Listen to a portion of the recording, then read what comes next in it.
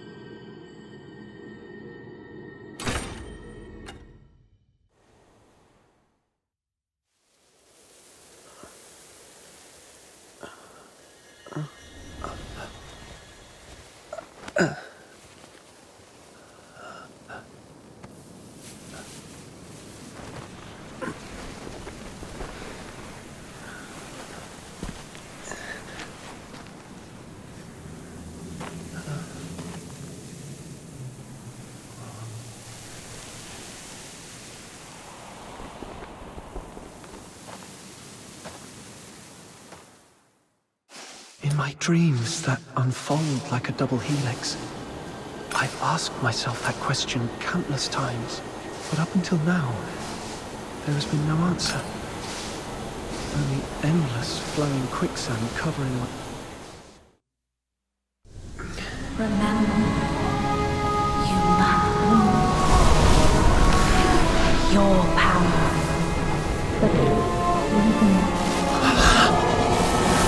If you wish to save all this,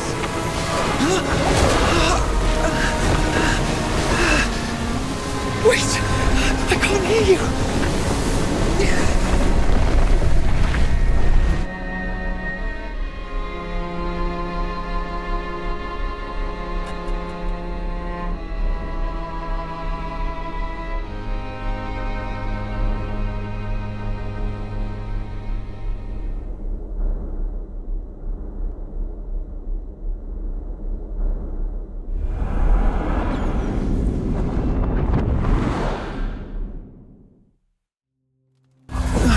Barry,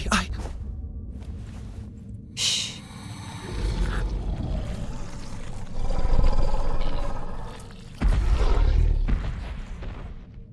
Are you all right? Yeah. Get some more sleep. I won't leave. I'll be right here when you wake up. It's okay. We should get down the mountain and head to the village. You want to go back? There have been roars coming from there for days. I was thinking, if we could make it home and grab our weapons, and with your strength, you'll find a way out. No one's going to save us, no matter how long we stay here anyway. Let's go then.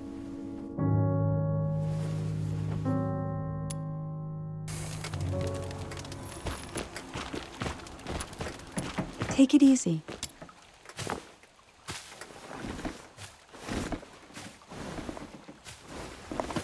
Watch your step.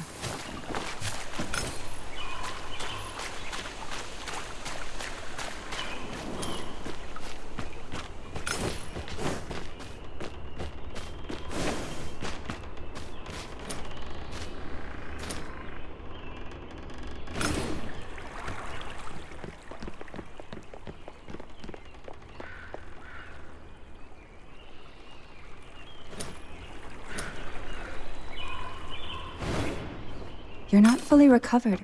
Are you sure you can do this? I'm okay. It's just a few scratches. Don't push yourself too hard. We still have to save some strength for those filthoids.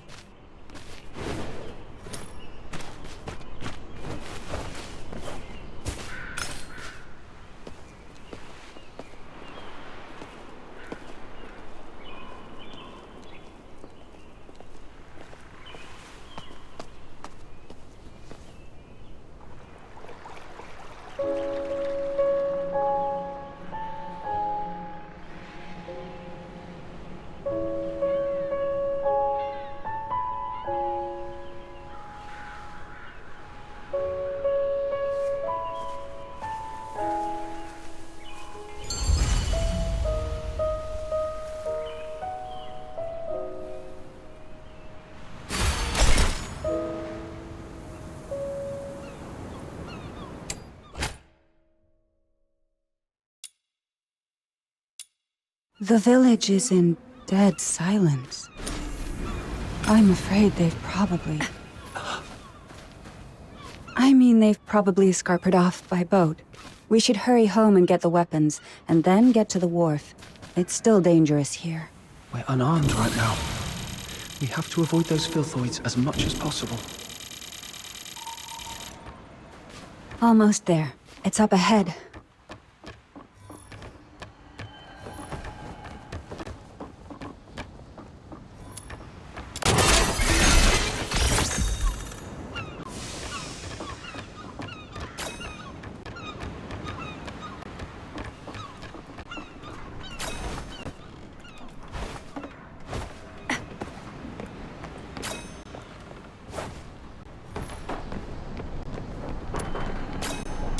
Take that sword with you. It might be helpful one day.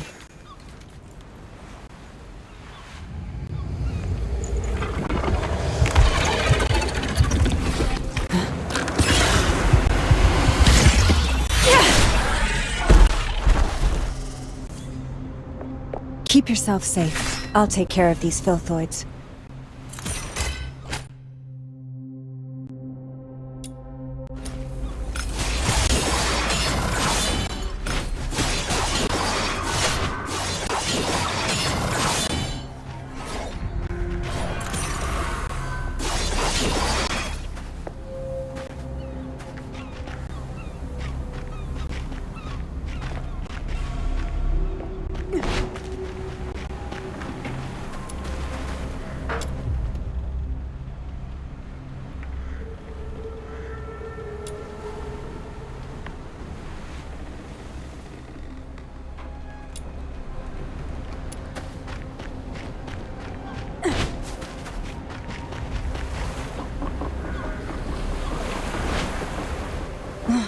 They didn't even leave one single boat. You were at the village when the filthoids came, weren't you? If it wasn't for coming back for me, you could have escaped with them. Don't be silly. You'd have done the same for me. Let's search along the shore and see if there's any old boats or something.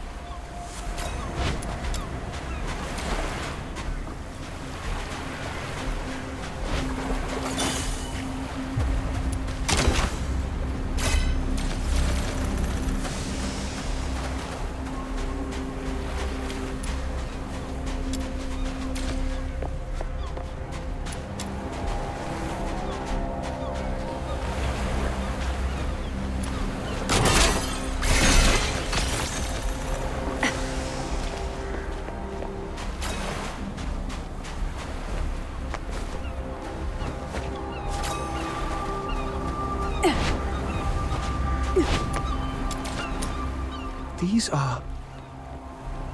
Someone must have lost them when they ran away. Take it. It's always good to be well armed.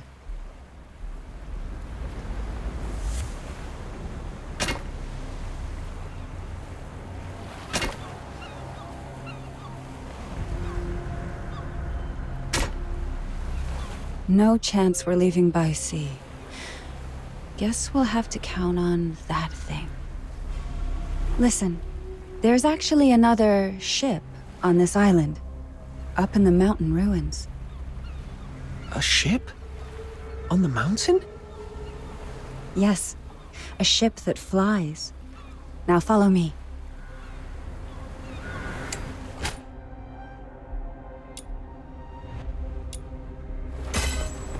More filthoids are coming. Stay close. If necessary, give out the secret signals. We made them up earlier so as not to alert the filthoids up the mountain. Yes. Alright, a quick check. 2 taps on the right shoulder and... Watch your back. And 2 taps on the chest. Come closer. And scraping on the nose. Everything's okay now. Good. And the last one. 3 quick blinks. Remember, 3 quick blinks means... I'm not interested in that signal, and I won't remember it anymore.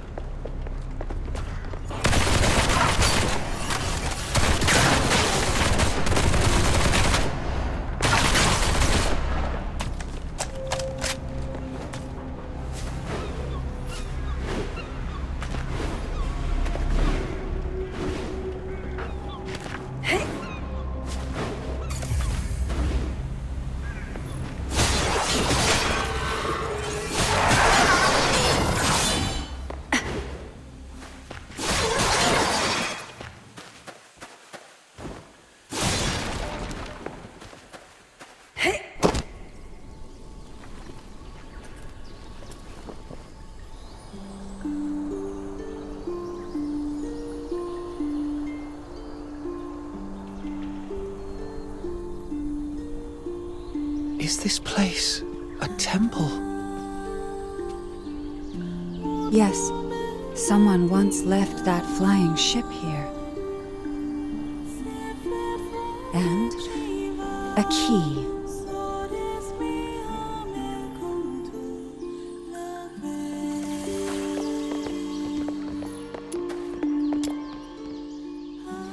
Listen. Thrust your sword right in there. Like this?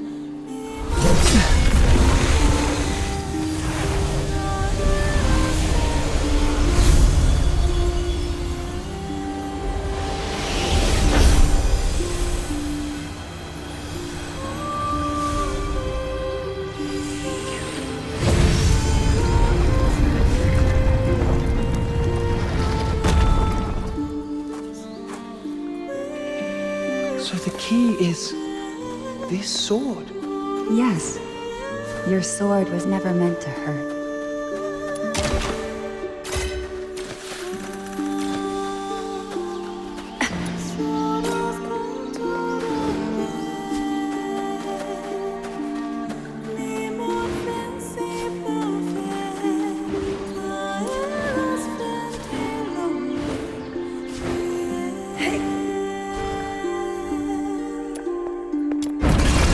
Let's head towards the top of the mountain.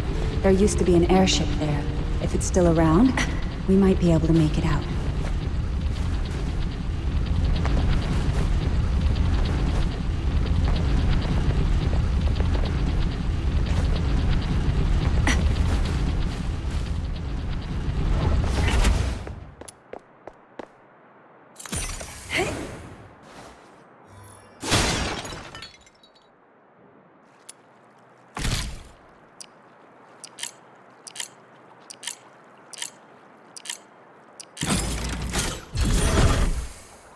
Are these filthoids dead?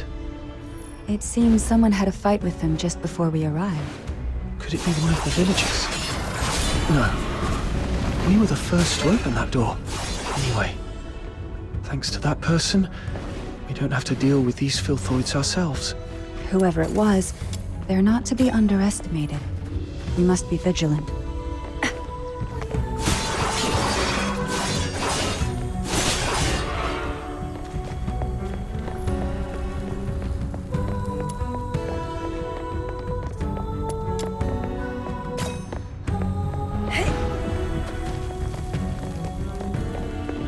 Seems someone used to live here. This was your home. Am I right, Berry? Yes, and no. It was our home. Our home? But I don't remember a thing. It's okay. Maybe it's all for the best. After we make it out, we'll build a new home.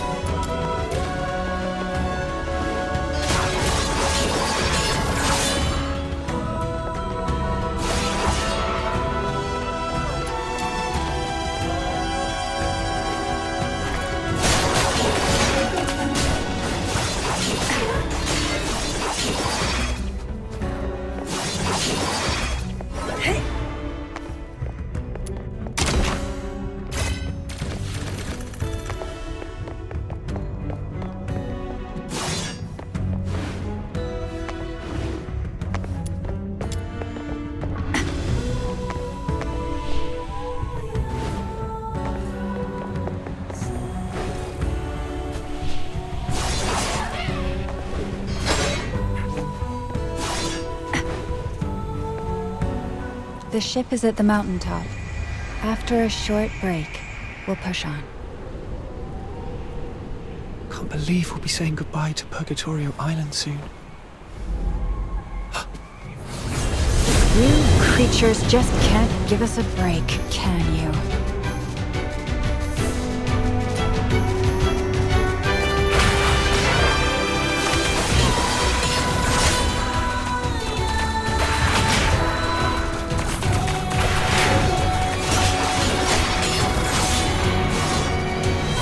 Tear you apart. Surrender.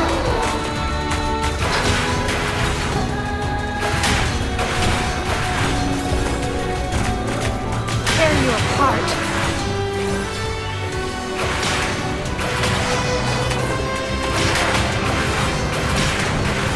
Surrender. Tear you apart.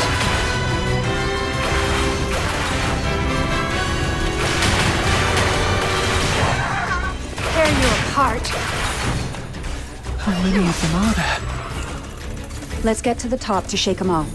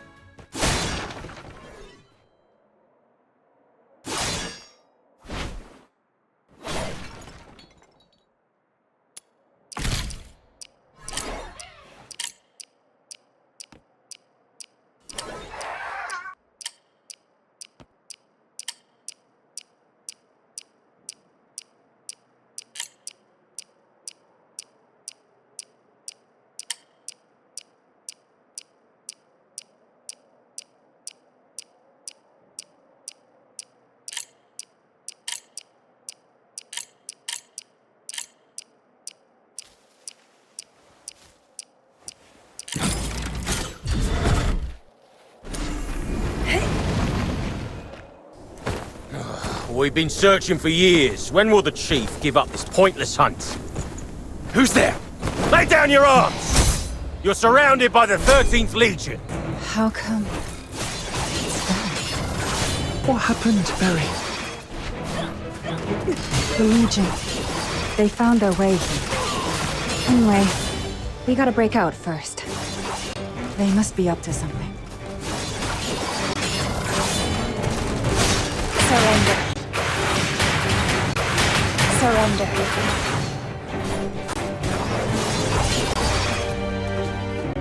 Tear you apart.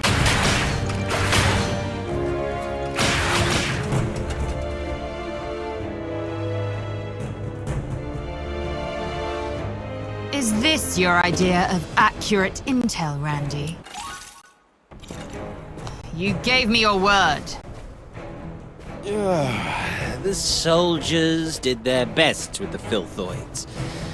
These are indeed unforeseen circumstances, but we did find something valuable on this island today. Alchemical tool she has used, and an airship with a Legion serial number on it. You realize we're looking for number 0, not this useless junk, right? We've been searching for over a decade. But our maritime unit intercepted several of the village's vessels. They might be able to dig up some... Were those gunshots? Randy. Yes, Mom.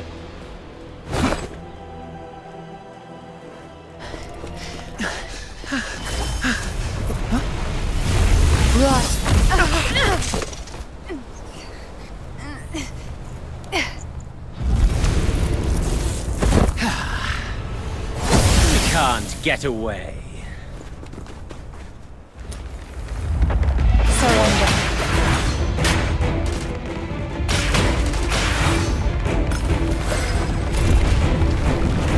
Tear you apart.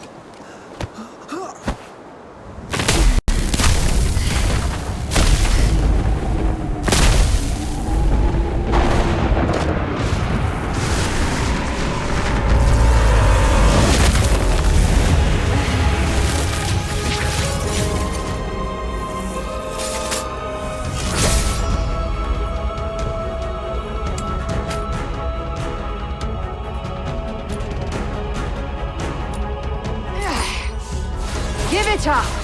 It's over!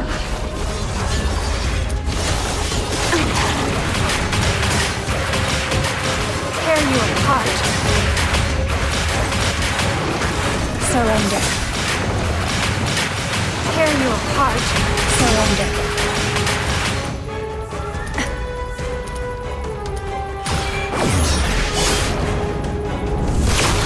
Not bad, I must say.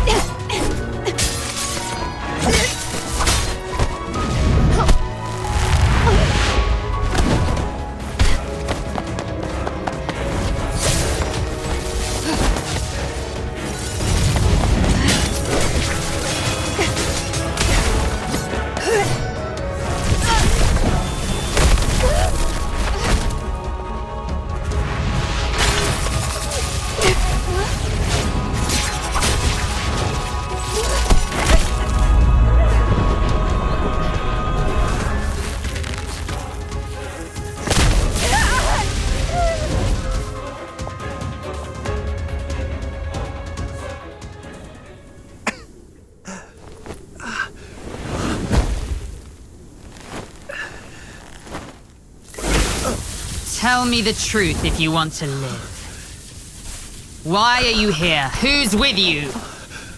And who on earth are you?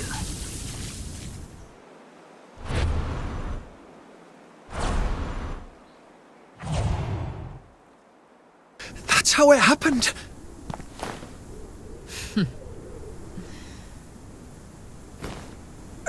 The Filthoids attacked you for no reason after you came here.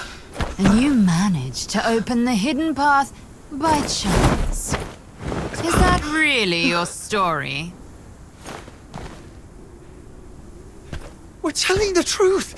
Let her go! Chief Sybil, we've checked her spinal structure and confirmed that she's the number 0 we've been looking for.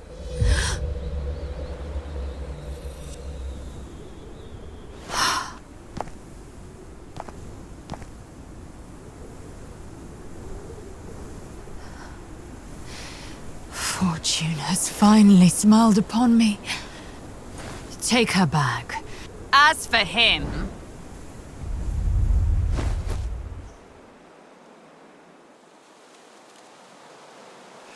No!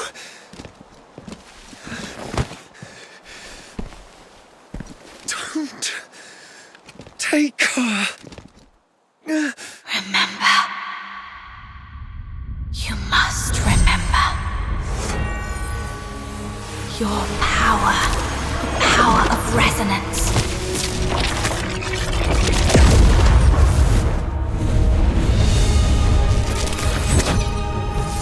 If you wish to save all this,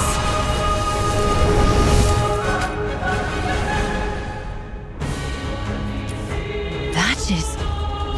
Number 0 is not supposed to release all her powers yet. Why? tear you apart. That's not her power. It's resonance. That brat she's trying to protect. That's the new receptacle for the power of resonance. Come to think of it, its face was the reappearance of the power of resonance and number 0 together. What could this possibly mean?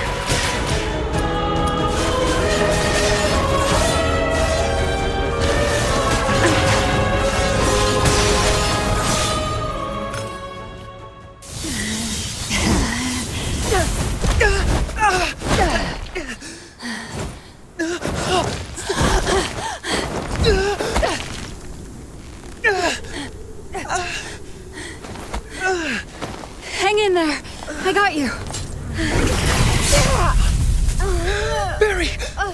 Give it up, number 0. Even the toughest blade has its breaking point. Come back with me, and you'll live. So will this kid you care so much about. Otherwise, he will... Give me your word. I'll go back with you, but you have to promise to let him go. Give me your word, or you can take 2 corpses back. Perhaps I wasn't clear. This is not a negotiation. It's an order. Barry!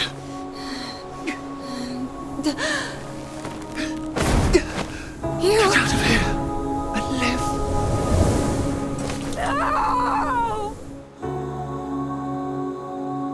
Quick question. The 3 quick blinks means... I've got this, Berry. 3 quick blinks means... Even if left all alone, you should be brave and live on.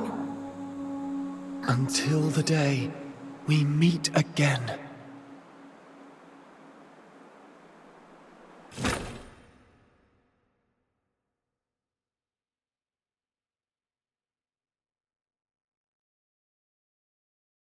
You're back.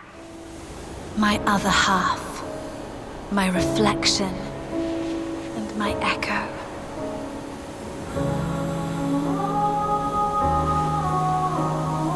You heard my voice and retrieved the power that belongs to you. The resonance.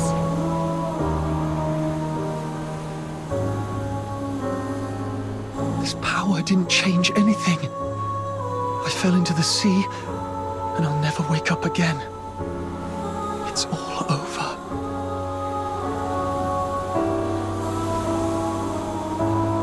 No. I can see it. Your future, our future. It doesn't end here.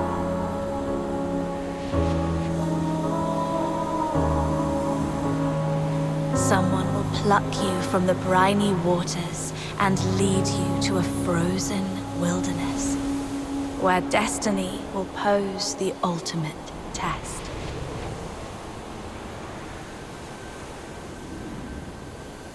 Are you saying I'm still alive?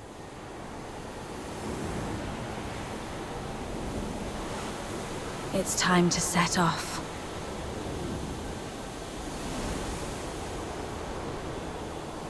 Life is like a lonely cruise through the boundless darkness of the night.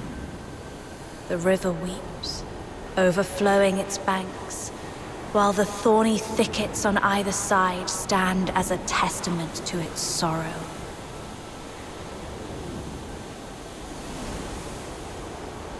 I'll keep watching over you, the one across the shore, to see where you're going.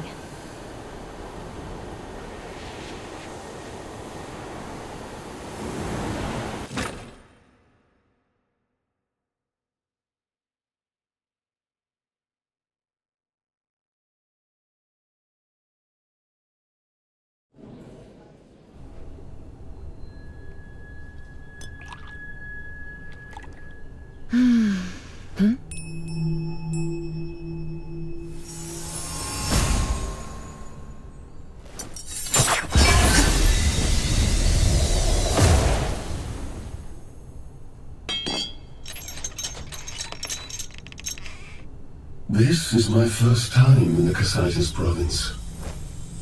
Is this how the people here show their hospitality? I don't want to bother you.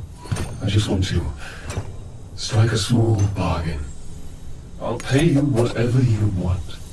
And all you have to do, well, it will be a piece of cake.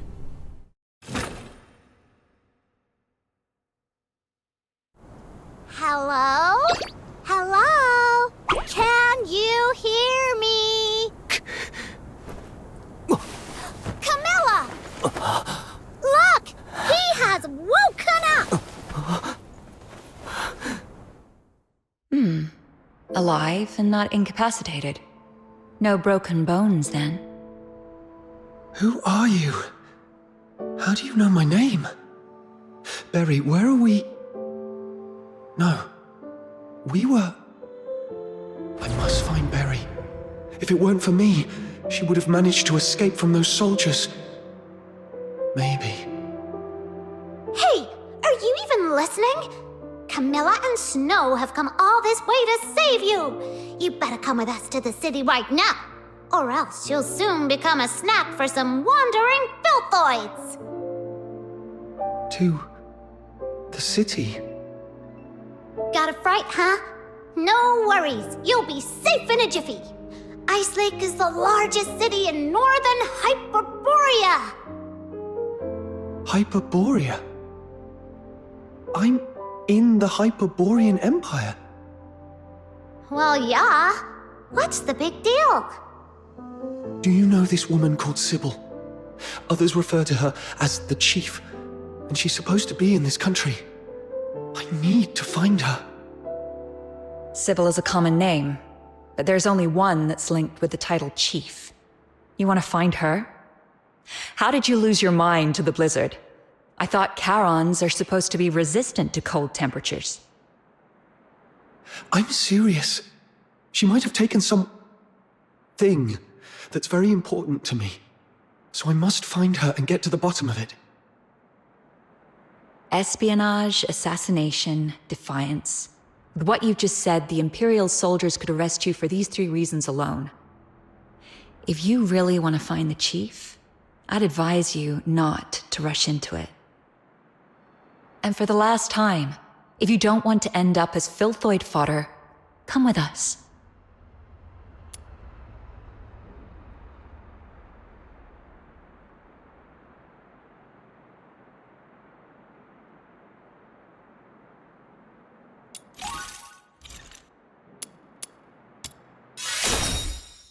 I'll go with you.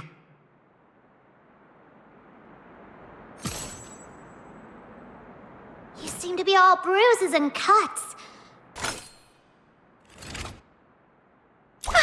Where are we heading for today's haul?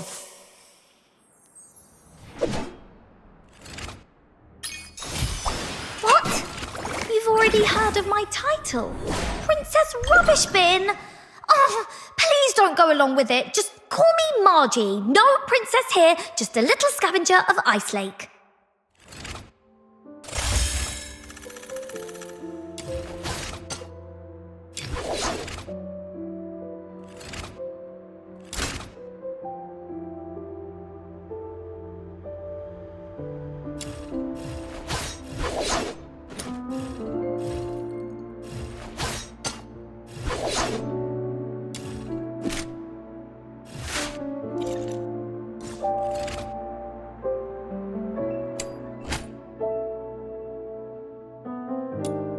You all right?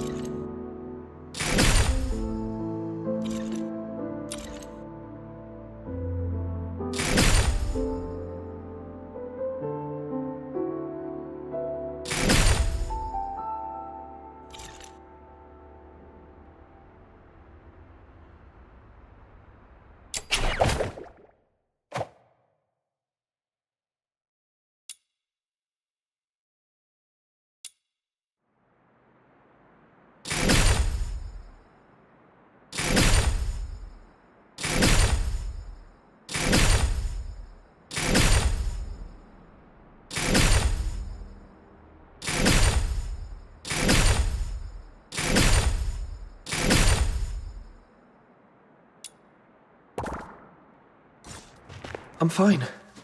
The pain's gone now. Something really bad must have happened to you. But no worries! You're under my wing now. Snow will protect you. After all, Snow is... Whoa! What is that over there?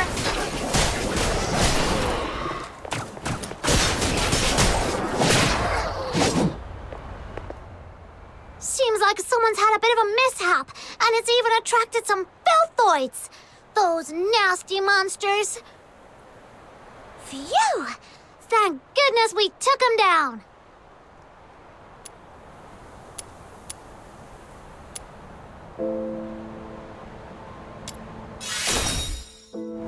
Well, that was because you seemed so talented. So I decided to give you a simple test. Anyway, I have another question. Do you know how far it is from this largest city in northern Hyperborea to Purgatorio Island? It's a small island. Should be to... The south of Hyperborea. Under a huge heaven tree, right? It's far, far away. Over 1,500 kilometers from here.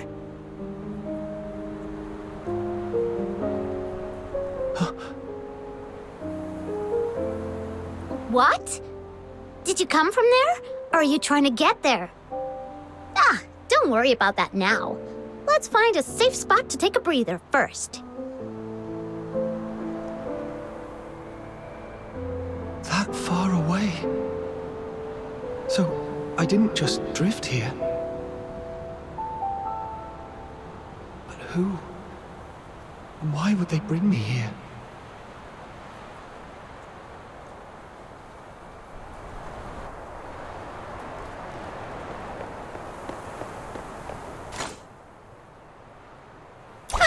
Where? The world outside Purgatorio Island.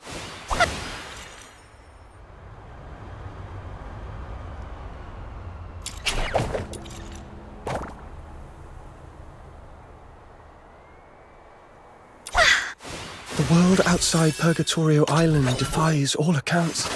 More expansive, yet more brutal. This cannot be its true destiny. That's why a change must be made.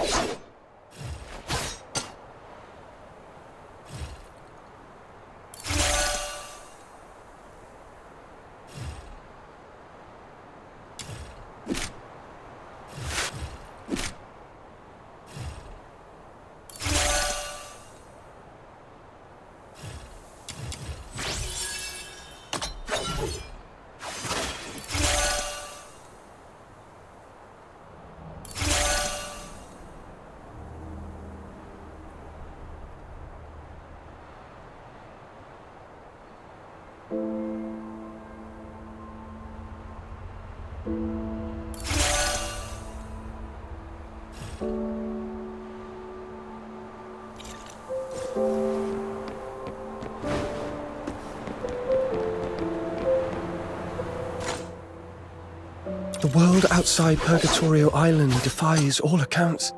More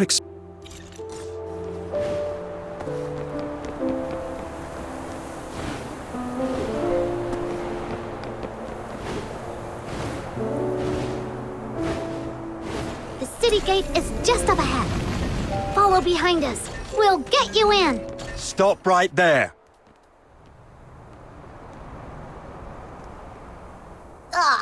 Not another check. Don't even remember Camilla and Snow, huh?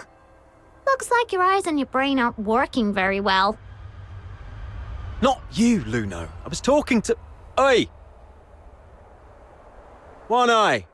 In such a hurry to visit the Security Bureau for tea, eh? Huh?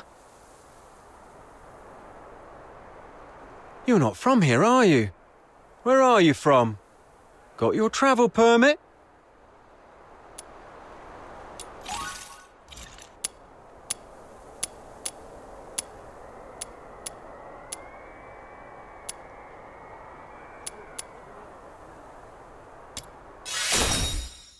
Which island? Be specific. There are like 1 million islands in the south. Never mind. Show me your travel permit. He's from the south, sent by the Vivar winery to deliver goods. The bridge was slippery, so the cart overturned, and some filthoids destroyed this poor thing's cargo and luggage. I'll reapply for the travel permit soon. but the child is quite shaken. Please, have mercy on this poor thing. Let him in for a warm meal.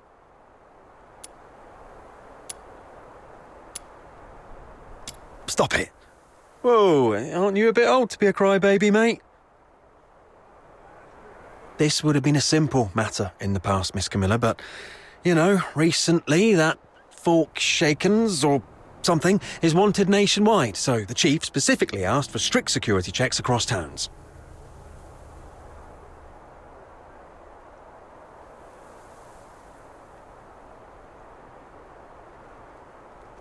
It's the Forsakens.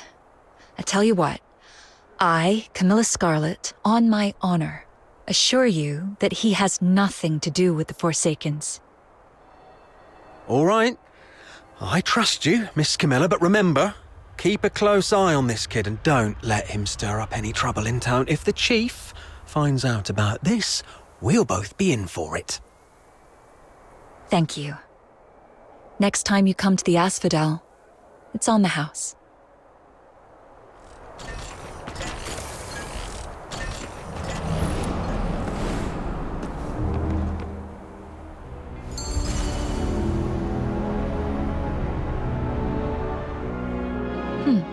An excellent performance, I must say.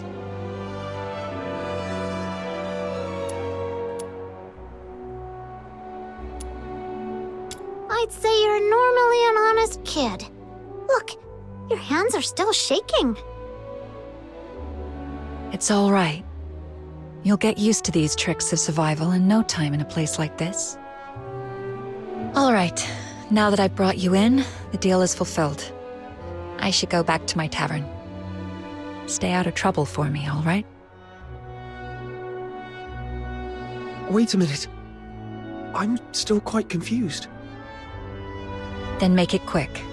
Time is money for a merchant.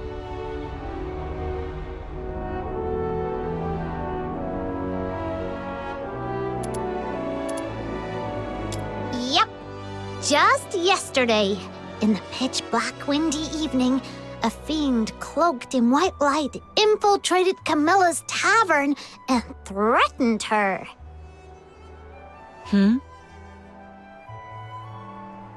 Well, a hooded man in a white cloak struck a deal with Camilla to find you and bring you into town. Do you remember what this man looked like? He was covered head to toe. Quite a mysterious figure. You don't know him either. I have no clue. How curious. Some enigmatic benefactor from nowhere is willing to spend a fortune to save a stranger, but doesn't want to reveal his identity or intention. Someone will pluck you from the briny waters and lead you to a frozen wilderness, where destiny will pose the ultimate test. Could it have been the person from my dreams who orchestrated my rescue? But to what end have I been brought here?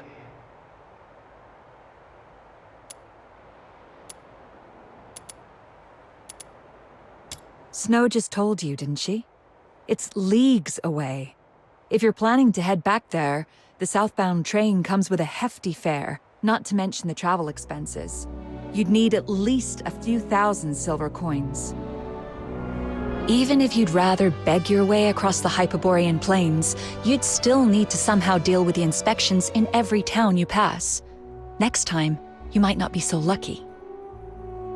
For all you know, you might well find yourself languishing in prison. Right. Going all the way back is no picnic. I must first get some money and, as that soldier mentioned, a travel permit.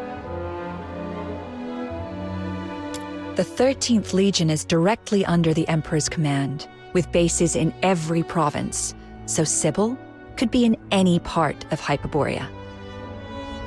The most likely place, though, is the colossal Steel Bastion in Dysmania, the Imperial capital city, where you can find the Empire's finest soldiers and an arsenal of every type of conceivable and inconceivable armaments. If Hyperborea is a roaring chariot, That place is its engine, its fiery core. If you want to give it a try, go ahead. You're neither the first nor the last madcap I've seen. So what I'm facing isn't just Sybil, but the Empire behind her? Do I stand a chance? Not for now, at least. I need a plan B. Let's call it a day. I've been out so long, the Asphodel might be in quite the disarray by now. Try and survive on your own. If you can't even do that, then don't ever again mention any mad talk about confronting Sybil to get your stuff back. Look, there's an inn up north called the Hypnos House that might take in someone with a sketchy backstory like you.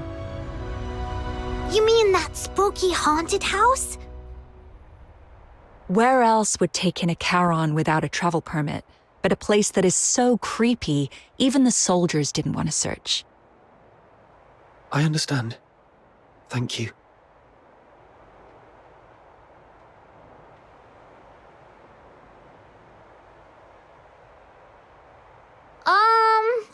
All right. Seeing you're so lonely and lost, I'll take you to this Hypnos house to see what's what.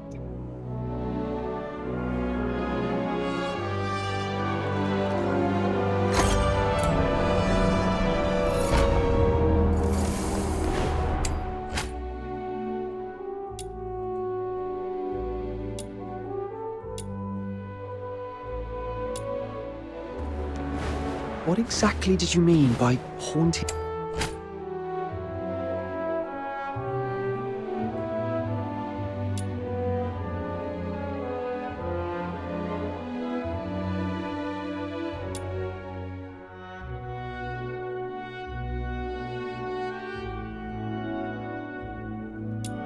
House? I heard about it from the guests at the Asphodel. There's always someone complaining.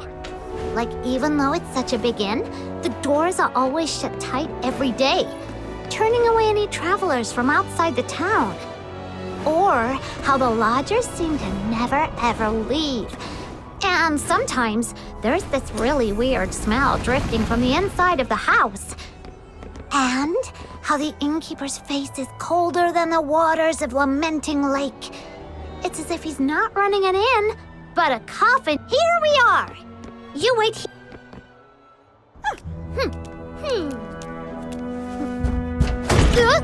Who is it? I am the pure white redeemer. Demon King of Light! Listen well, this person...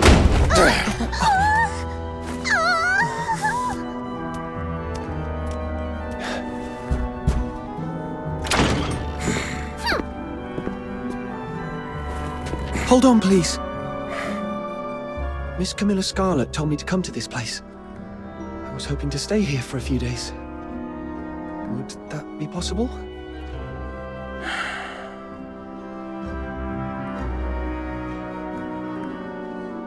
No travel permit?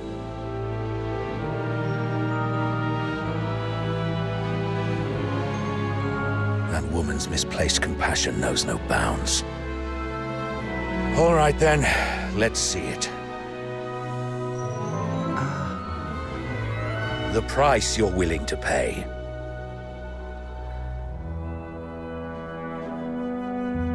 Haven't got any money? I'll find a way to... Then get lost. You're so rude! A real disgrace to Ice Lake.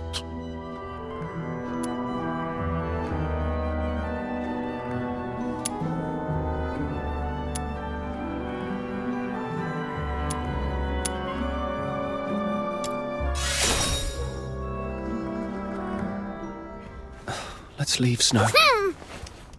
Mr. Henrik, I'm back. I just tidied up the house again, and it's all set. Be careful.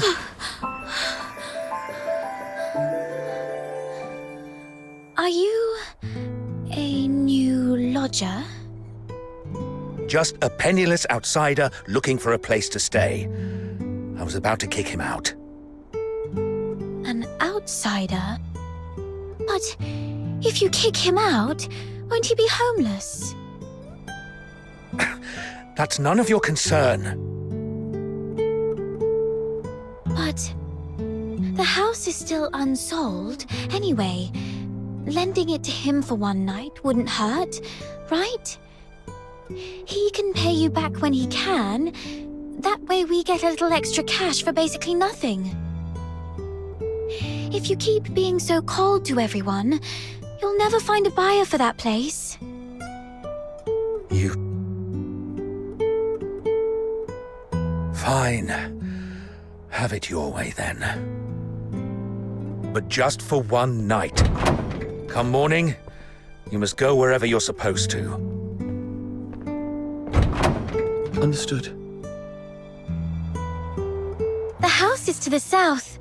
Follow me.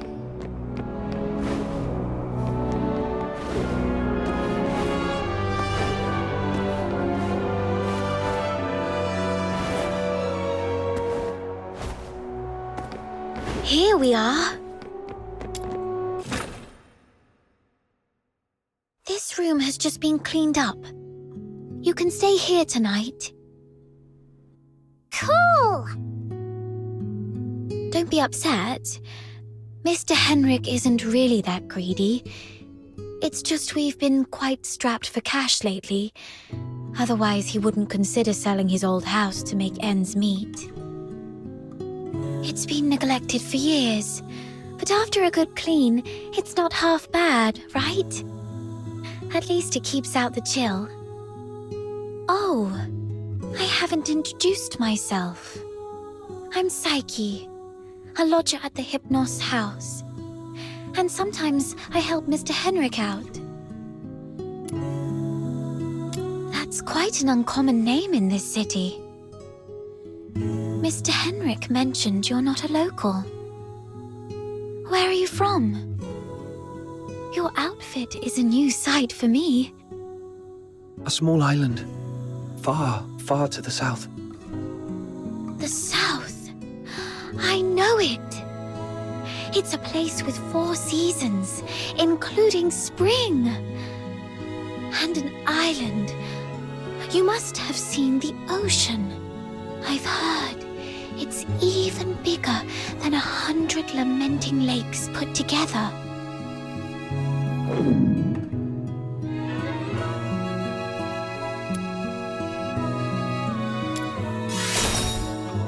Are you hungry? I'll get you something to eat. Be right back.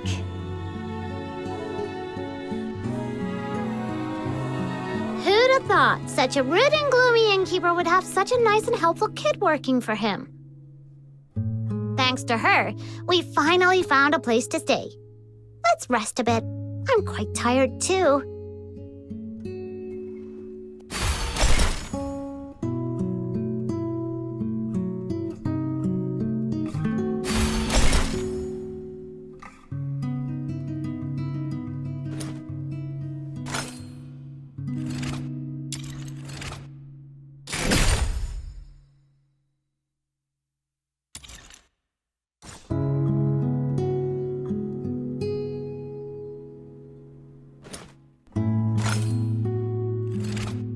Are you inviting me on a date?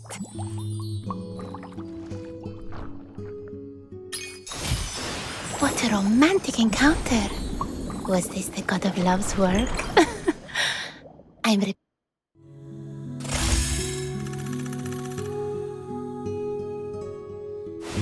Let's go. Let's go. I'm back.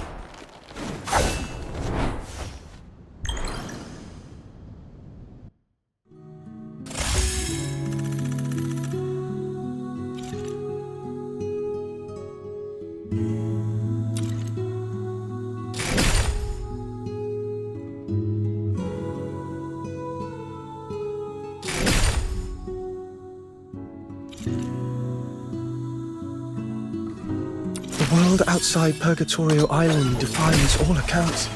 More expansive, yet more brutal. This cannot be its true destiny. That's what...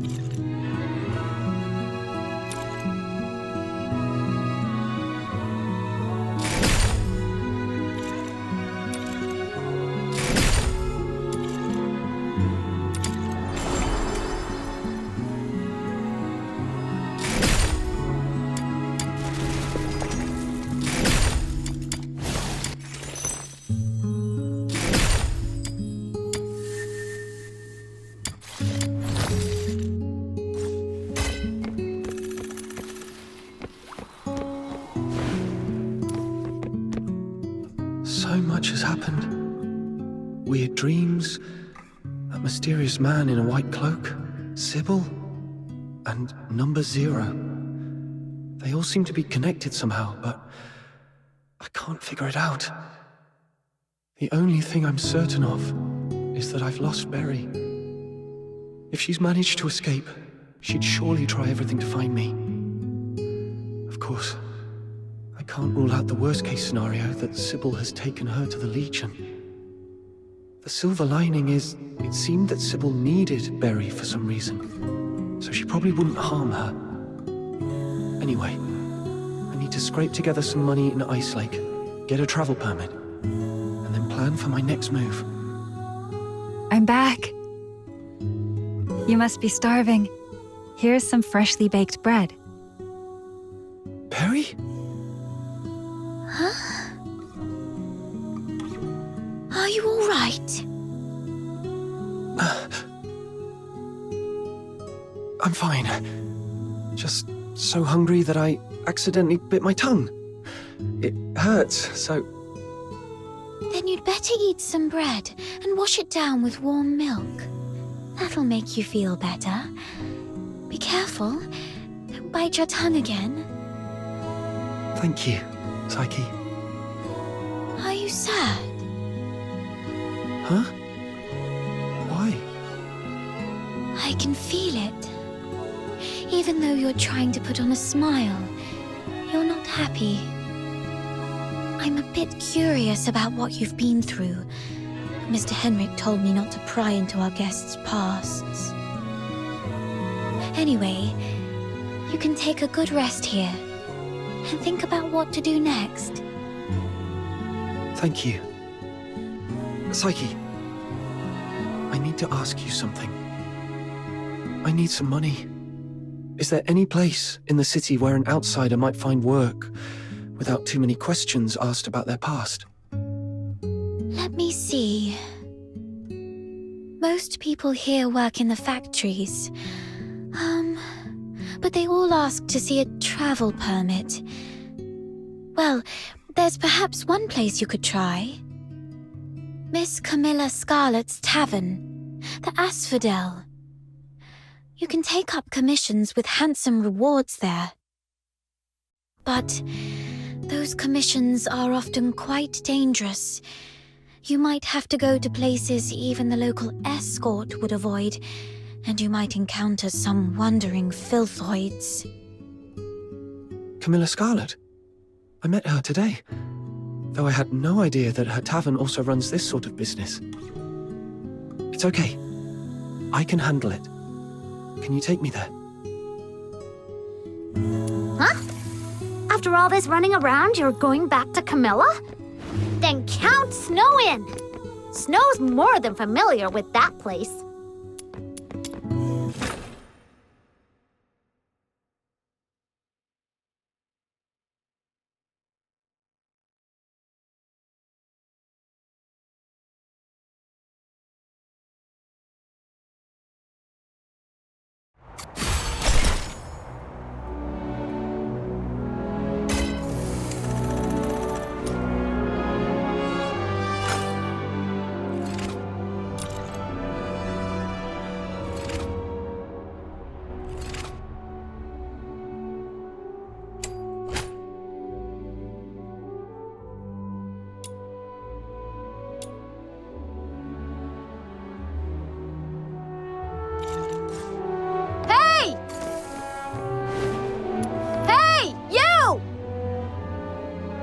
Who is it?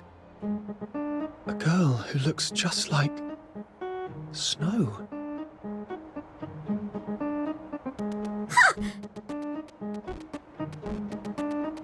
Who are you calling girl? The younger generation nowadays is so disrespectful. You should watch what you say! Although all Lunarians look young, she's actually as old as your great-great-grandmother.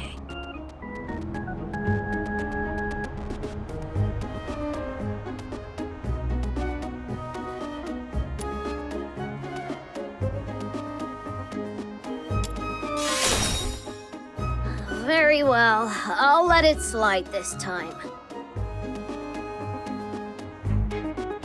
Actually, I caught a whiff of something remarkable as you passed by just now. Oh, that's right. It's the scent of a legendary weapon. Do you have any special weapons on you, kiddo? Weapon? This sword is all I have.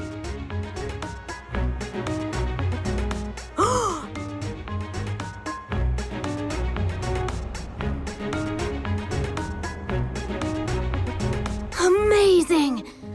That's incredible! Look at the texture and the craftsmanship. This clearly wasn't made by those mediocre Hyperborean blacksmiths. Where did you get it?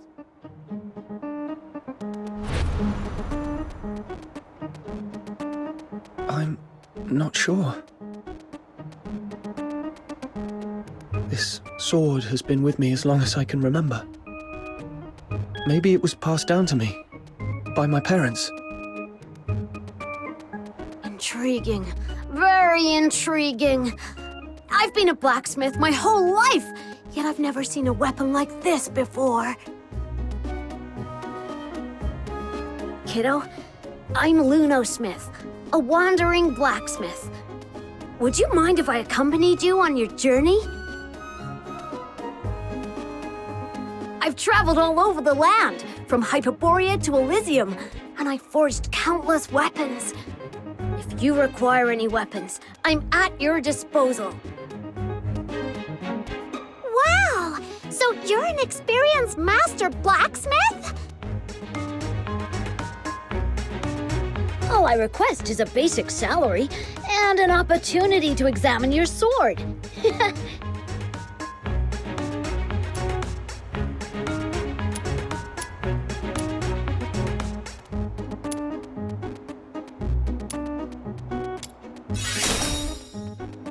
Look, I can see skepticism written on your face. You can trust me. You must know the saying, Lunos never harm. Everyone in Atlasia knows that. Yes, exactly.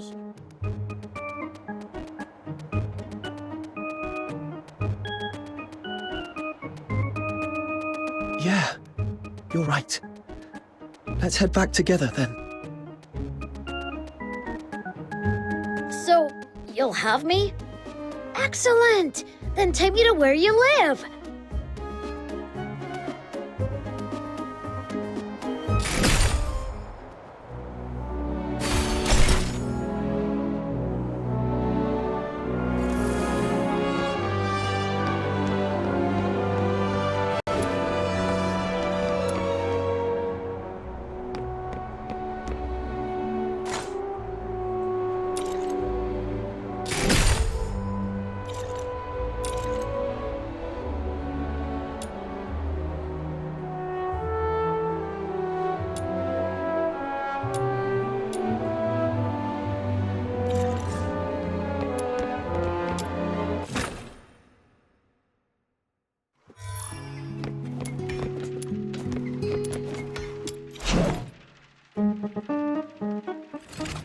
Have you come across any treasures lately? Show me, and I might forge a truly extraordinary weapon out of it.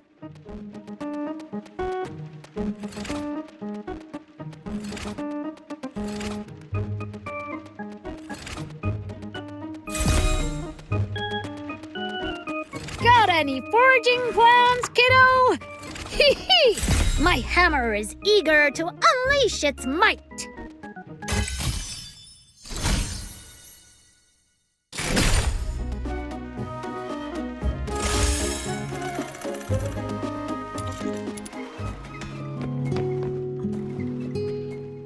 Awesome!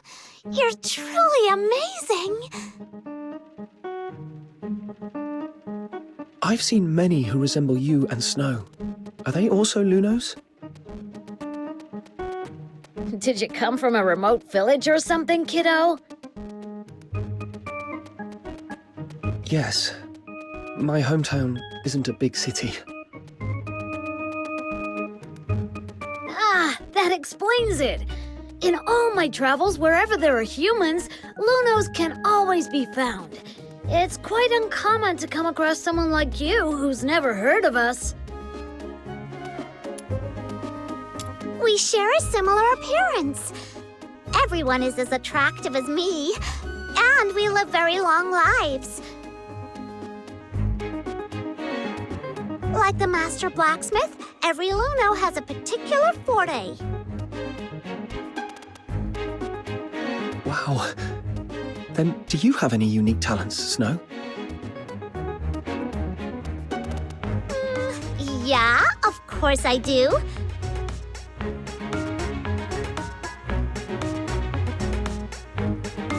As you can see, I have demonic appendages on my head. No other Lunos have these. Indeed. In all my years, I've never seen a Luno with horns like those. You look just like those human Charons. So, I'm Luno the Demon King. Different and unique. Perhaps I was meant to lead the Lunos and dominate the world. Oh, that's quite the ambition. Unfortunately, most Lunos lack ambition. They'd rather follow the humans and are content with just a few words of appreciation. But for me, I want so much more. My little minion, you must stick with me. After I conquer the world, you'll be the leader of my legion. Just you wait and see.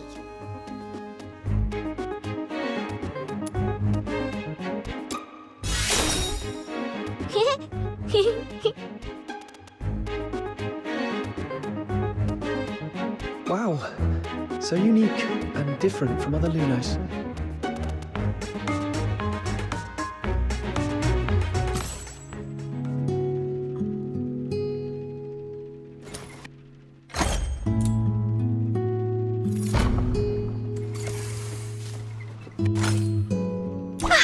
Where are we heading for today's haul?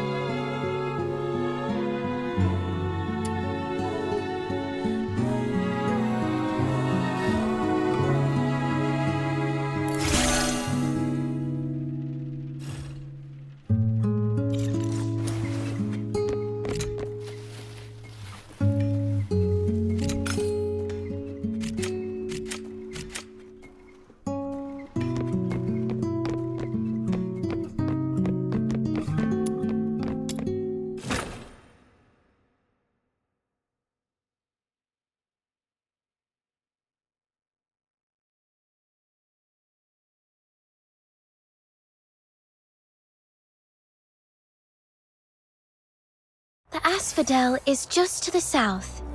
Come on! Snow will be waiting for you in the square.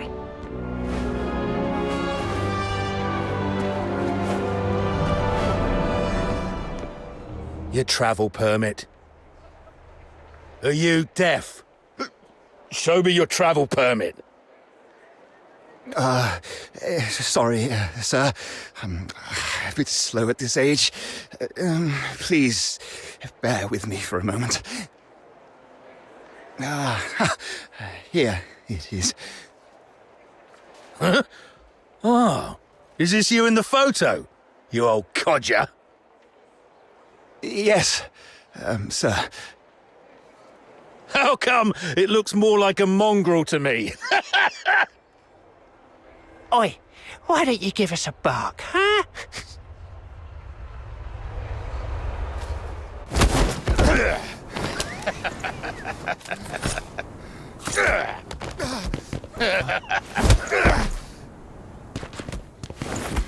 No! Don't.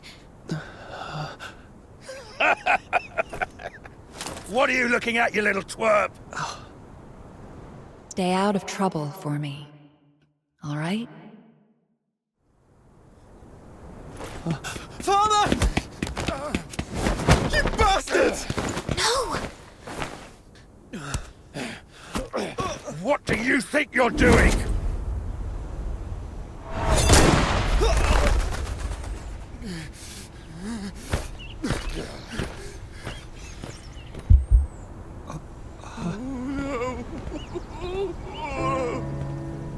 Let's leave.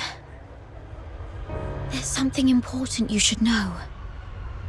If you're from somewhere afar, remember, whatever you do, never anger the Solarians. The Solarians? You mean the ones without horns? What's so special about them? Or is it that we are the special ones? Yes. Here in Hyperborea, we, the Charons, with our unique appearance, are different from the Solars. They even call us demons' children. Ugh! Speaking of which, Snow is super mad! Whenever those humans talk about stuff like demons, children, and magic, they always give such dirty looks. Just like when Camilla sees a drunken brawl in the asphodel. But it's actually the demon's children who are being bullied by them. Thank you, Snow. But the fact remains, we are unwelcome here. So be extra careful when dealing with Solars. That soldier back there, even after committing such a brutal act, the only consequence he will face is merely a demotion labeled as an accidental mistake. We've seen stuff like this many, many times, until everyone gets so used to it. Such things are commonplace in this place. They are just as ordinary as the fact that Charons aren't allowed to enter the inner city of Ice Lake or leave the Empire. As ordinary as flowers withering, lakes freezing over, and snow melting in the hearth. This makes returning to Purgatorio Island even more challenging. Why is it like this? The Solars of Hyperborea believe the Charons who wield magic are evil sorcerers, the greatest threat to their peaceful lives. But you can't always just suck it. Why not use your magic on them and boom! Make them cry like babies. Oh, seriously, that makes me so mad.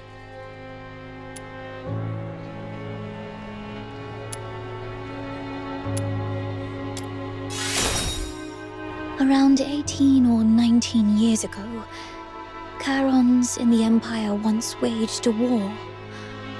I wasn't born then, and people rarely talk about it. All I know is that the war ended in a crushing defeat for Charons.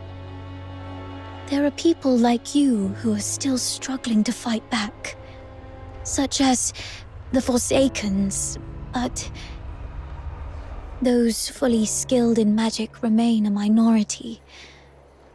Most Charons are but tillers of soil, laborers with calloused hands, street vendors hawking their wares. The profoundly common, the unsung ordinary. For most, fighting back is too costly. Keeping themselves and those they love alive already demands every ounce of their strength. I apologize for stopping you just now.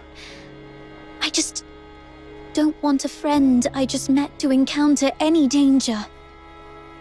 It's okay. I get it now. Just unclench your fist, Psyche.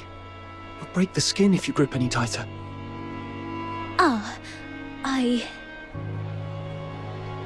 Don't worry.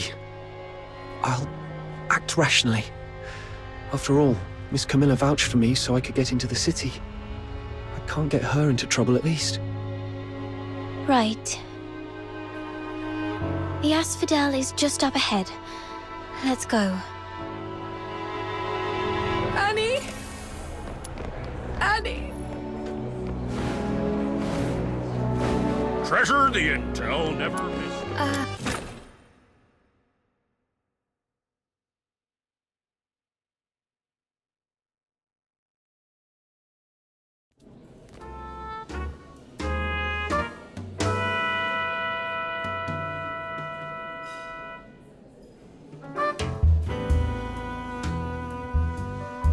And then, out of nowhere, he ambushed me and pinched the cash I'd just gotten. Oh, that rotter doesn't even spare us scavengers. That money was for several families' upkeep in the slums. Without that bag of coins, all the young and old will have to tighten their belts even more next month. I have no idea where the thief has run off to. I need someone to help me nab him. Shouldn't this be something for the Security Bureau to handle?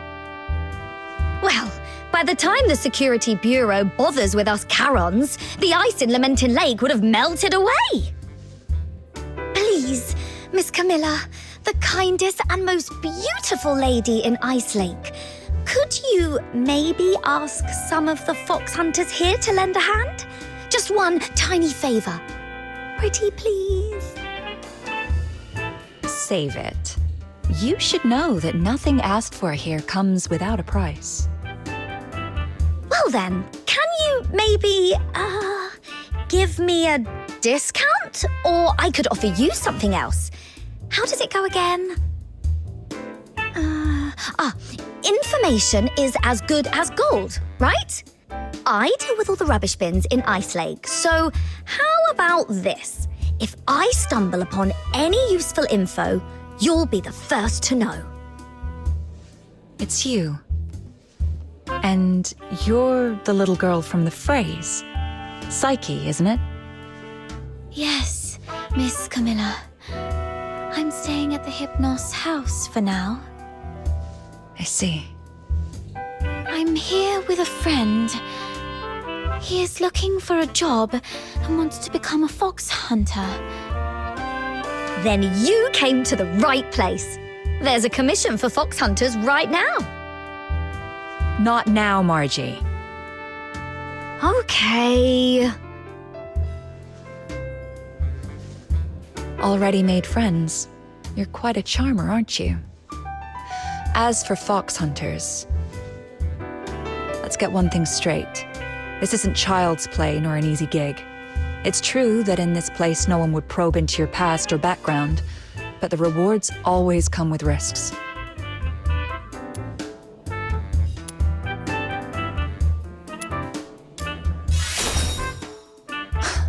You don't look tough, though your courage is admirable. You're indeed stronger than the average Charon. I've seen you in a fight. But brute strength isn't enough to qualify you to be a fox hunter. You need to prove that you're capable of dealing with all possible contingencies and a very mixed group of clients. It just so happens that a chance for that came in just now. Oh, right. Snow heard that someone swiped this lady's money!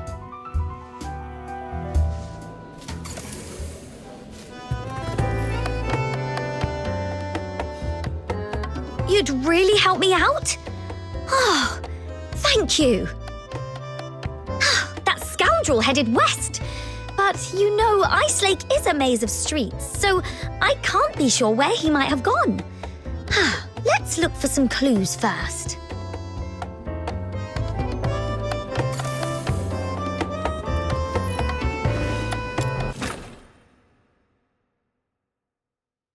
Let's start by searching to the west. The thief had dark hair and was wearing a blue top, I think. Oh, look! It's Mr. Baddie from the slums. Hello, Mr. Baddie. Out for a walk? Oh, it's our little Princess Rubbish Bin. How's today's haul? I see you've got 2 little psychics to help you. I'm not a sidekick. I'm the Demon King. Okay, so you are the Demon King of Rubbish Bin, then? Nuh-uh. It's the Demon King of Light. Let's not get hung up on titles for now. Mr. Baddie, did you happen to see a Charon man in a blue shirt with dark hair just now?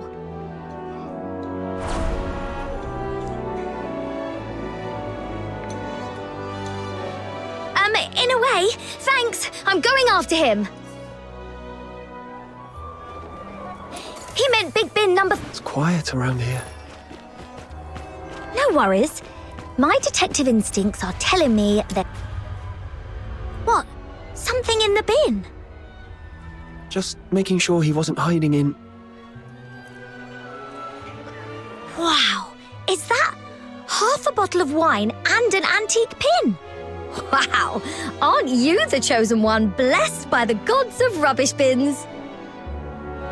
But this really isn't the best time. Just a sec.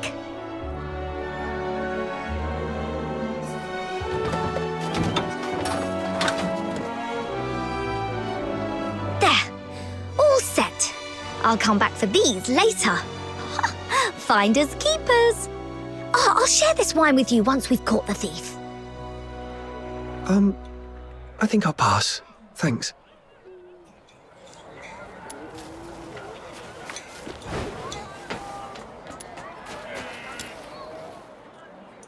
Check this out. 2 layers of crates against the wall. The bottom one is skewed, and there are messy footprints all over it. It's busted. According to the statement of Margie the witness, she just straightened these crates when she did her shopping at Big Bin number 3 this morning. Thus Margie, the reticent detective, deduces that desperate thief must have stacked these crates to climb the wall. He's likely hiding on the rooftop right now. Smart thinking. Let's get up there and check it out. So, reticent detective, that's your title, Margie? Sounds cool. A bit short, though. Could use more punch. Makes sense. Any suggestions, Demon King? That old man back there called you Princess Rubbish Bin. That's a good one.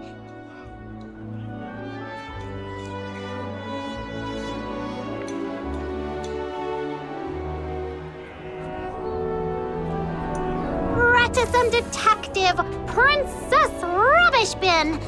Has a nice ring to it, doesn't it?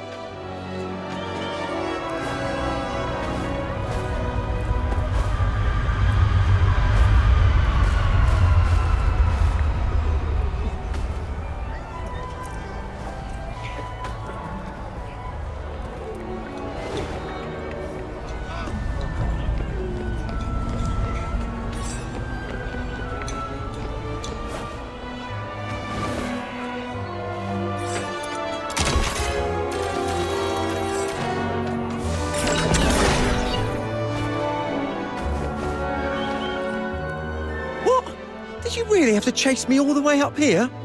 You said you were going to share the money with the poor anyway. So why can't I get a piece of it? If you're hard up, I can help you. But you can't just grab money off people. That'll earn you a whack on the head with my shovel.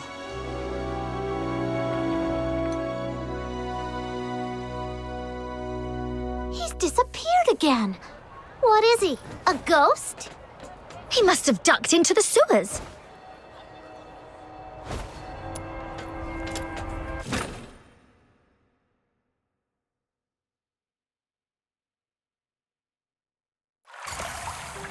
Oh, it's surprisingly roomy down here. And much warmer than above ground. Oh, like a secret little kingdom. Chase away those critters and get rid of the smell. Then you could pitch a tent and practically live here. Right! Woo! You should live here. It's rent-free. Let's turf these critters out. Seize their land, and I'll crown myself the Demon King. I'd appoint you as the valiant Cyclopean warrior, the cold lord of Ice Lake, the inaugural Duke of the Sewers. That title's a bit of a mouthful and could use a polish. Hold on. Why am I even considering this?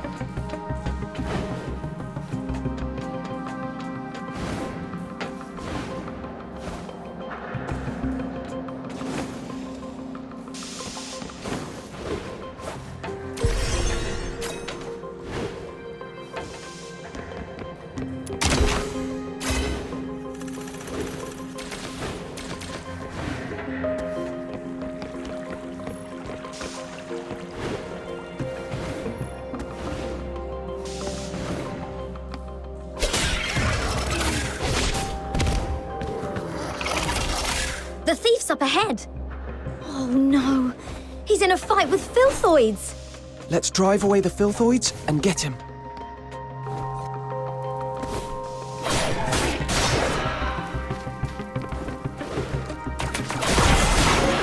Light slash! Not so fast now, are you? Come on, let's pin him down.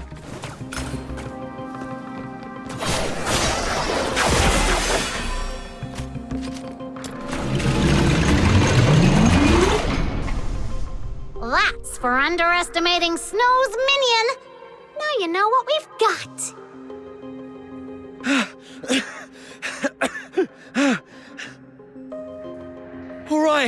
All right, here's your money back. I haven't had a decent meal in days, so I got desperate. I'm sorry. Oh, you're starving. Guess what? So is everyone in the slums. And you didn't seem so sorry when you snatched the money bag from me. How about this? You threw a few punches at me, so now I'm gonna hit you with my shovel a few times.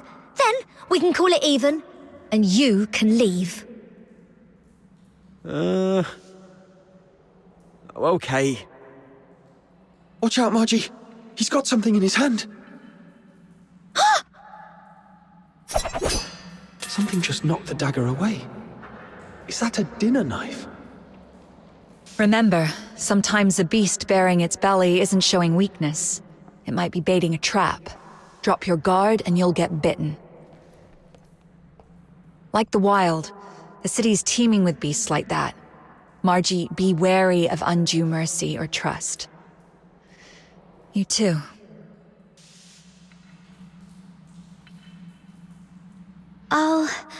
I'll remember that.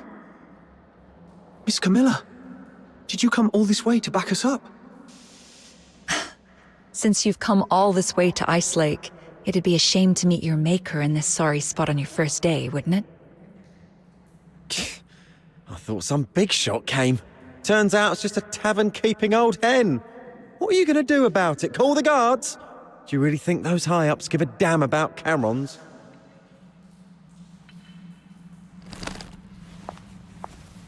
We'll handle you our way. Teach you a few life lessons your presumably absent mother never did. Don't bring my mum into this! Let go of me, you nasty hack! Take him to the Security Bureau, straight to Chief Damien. This is out of our hands now. What? No! No, please! I surrender! Please, don't take me there or do anything! I'll leave Ice Lake for good. Please, let me go. I'm begging you. Miss Camilla, what's wrong with him?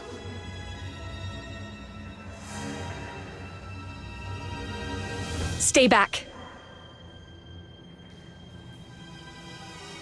He's much more dangerous than he looks. Anyway, Margie got our money back and you've proved yourself. If you're still set on becoming a fox hunter, meet me at the Asphodel. Please! Just let me go! Please! That was weird. Why did Miss Camilla suddenly freak out like that? She's usually so cool-headed. And that thief, too? Shaking like a leaf all of a sudden? Is the security bureau really that scary? Looks like he's in for a tough time. All I wanted was to get my money bag back and maybe teach him a lesson. I didn't expect all this. I almost forgot. Here's your reward. Thank you so much. You're a lifesaver. My brother from another mother. Well, I gotta go divvy up these coins. I usually do my shopping all over Ice Lake. If you need me, just drop my name in the slums and they'll help you find me.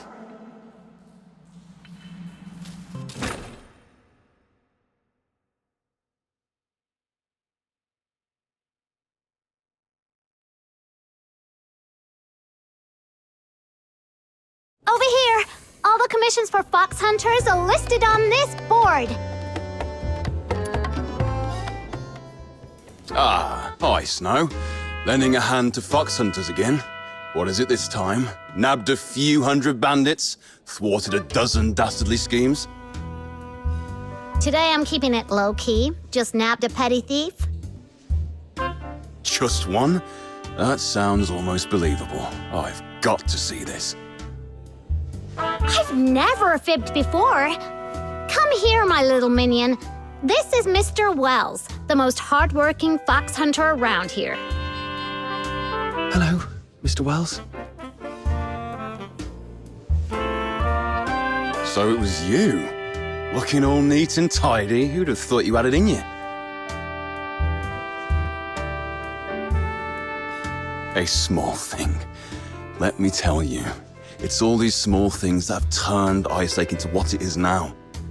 If it was something big, Ice Lake would be turned upside down. Then I should try harder. Learn from professionals like you. Learn from me? Oh, give me a break. Take a good long think and figure out why you ended up on this path. This is what you should do. I need money. Who doesn't? I've got folks owing me a fortune. Being short's one thing. I've never stooped to thieving or robbing. You're back. Everything okay? Did you catch that thief? That was a piece of cake. My little minion and I gave that bad thief a good thrashing. He ended up crying and begging for mercy. So you're the one who nabbed the thief. I thought Snow called you minion because you got caught by her. But then again, who in their right mind would get caught by Snow? What was I thinking? He was the witness of my deeds. You had it all wrong. You've made a fool of yourself this time, haven't you? Serves you right for being so preachy all the time. Sorry for what I've just said. Care for a drink? Just let Camilla know. It's on me. Consider it an apology. I'll take a 20% cut. You keep 80.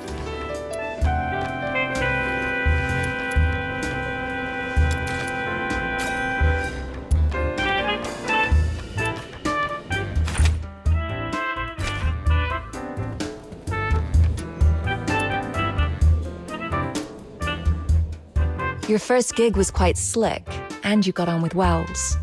Your career as a fox hunter is off to a good start. Here, a hot drink to warm you up. I was gonna treat you to one, but since Wells is offered, we'll put it on his tab. Right. I did mistake this lad for a thief. It's the least I can do.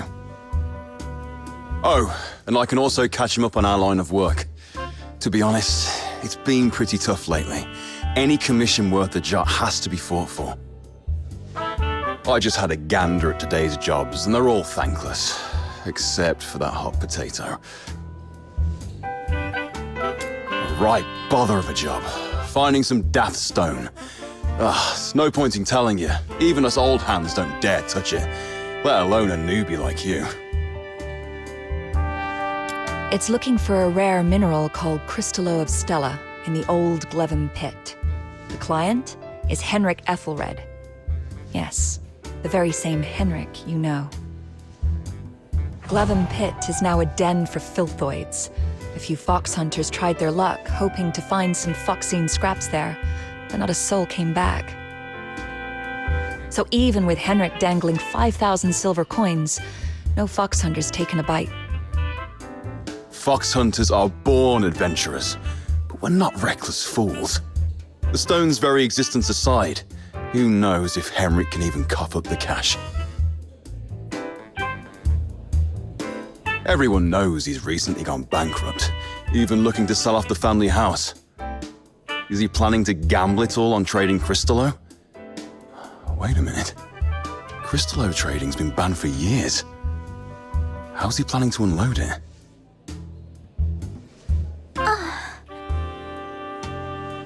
Miss Camilla, how much did you say it would cost to go to the south earlier? About the same price. Interested in taking on the commission? You serious? Kid, I'm not joking. This is no child's play. Thank you. I get it. But, Miss Camilla, you once told me, if I can't even handle this, how will I ever find my lost treasure? The Asphodel doesn't interfere with the choices of clients or fox hunters. If you're set on it, I won't stand in your way. Crystallo of Stella is a blue-violet crystal that appears as if nebulae are swirling within it. In the dim mine pit, it is particularly eye-catching.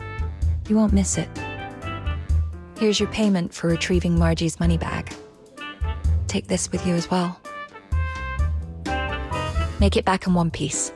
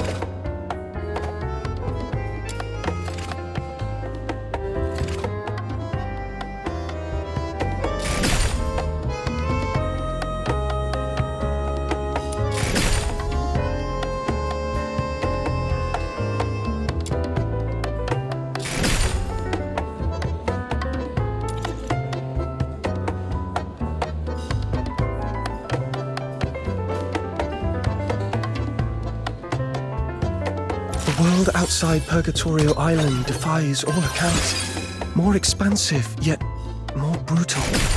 This cannot be its true destiny.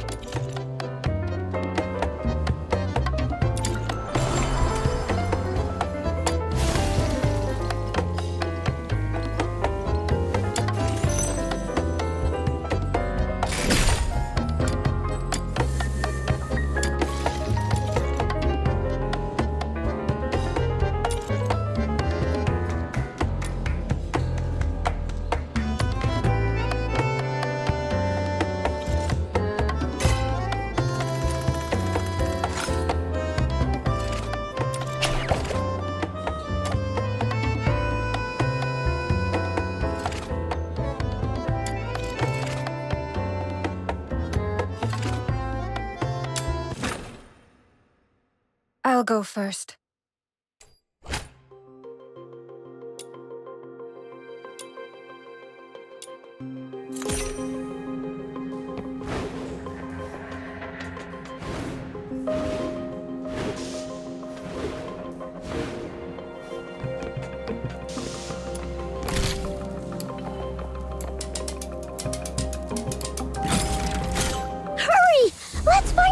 potion station!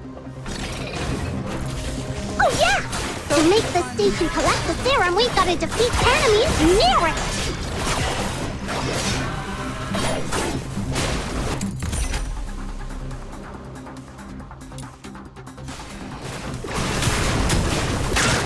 Return to the misty sea. Farewell. Light slash. Vanish.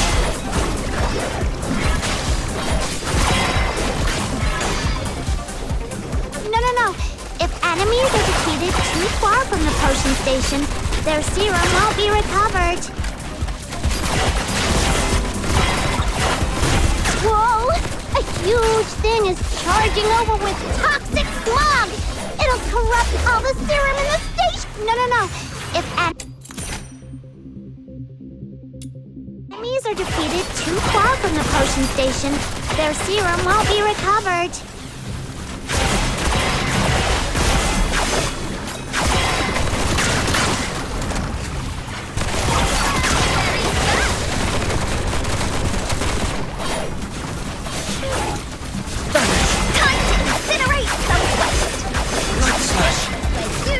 No. If enemies are defeated too far from the potion station, their serum won't be recovered. Very fast! Quest accomplished! Let's get out of here! May you rest in peace.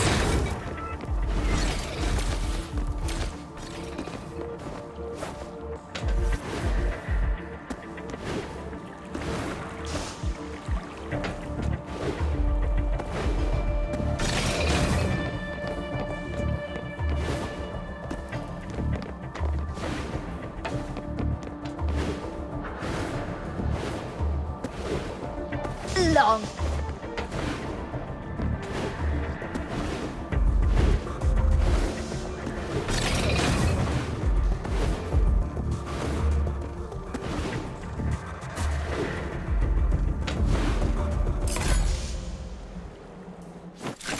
Another step forward.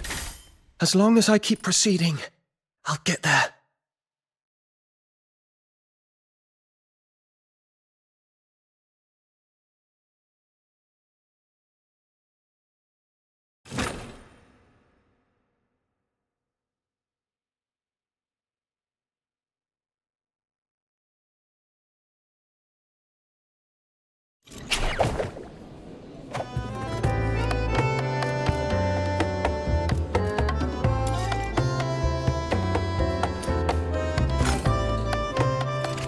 The world outside Purgatorio Island defies all accounts.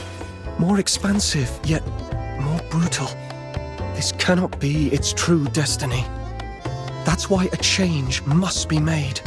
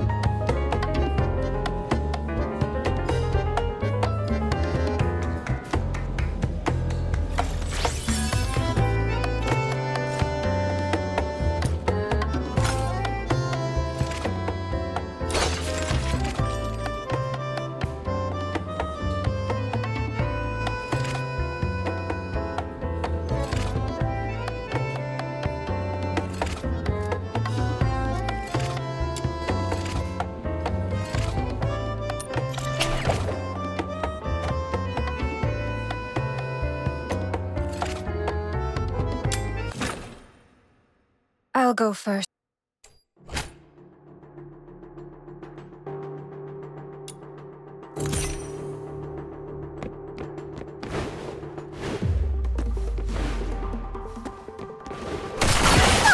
This commission is about taking out the enemies in this area. Easy peasy, time to roll up our sleeves.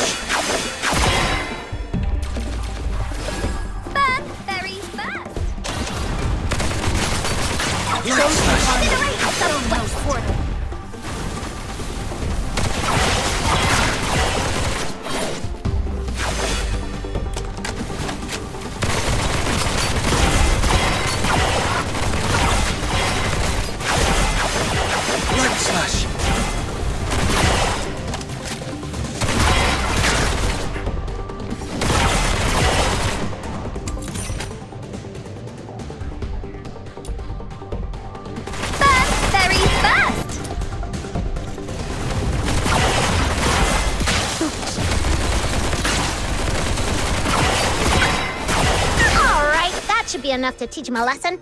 Let's wrap this up and head back for our paycheck. Another step forward. As long as I keep proceeding, I'll get there.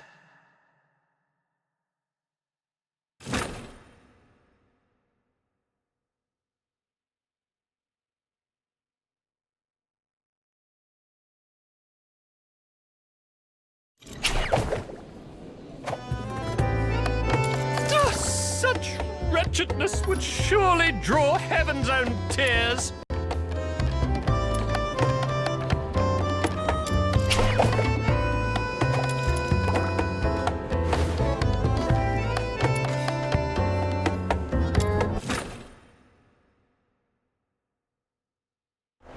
Treasure the intel.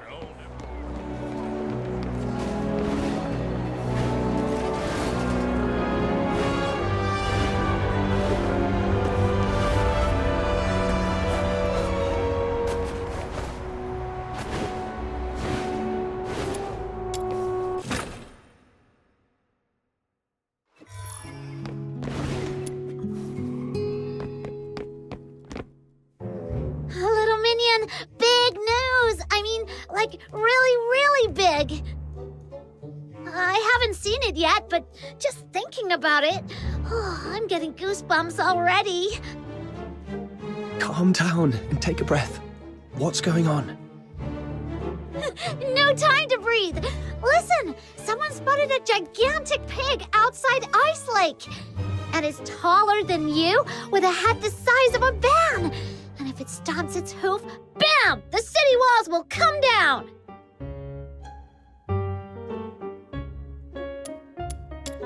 What are you talking about? Are you thinking with your stomach again? Anyway, I'm really curious. Come on, let's go check it out. You weren't doing anything important, right?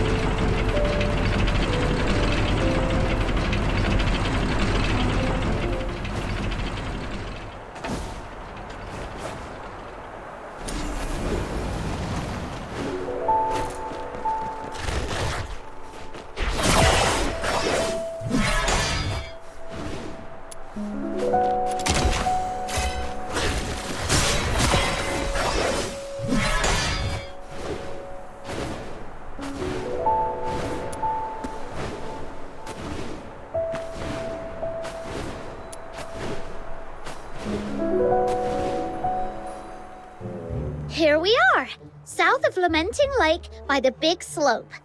This is where people said they saw the giant pig. I don't see anything.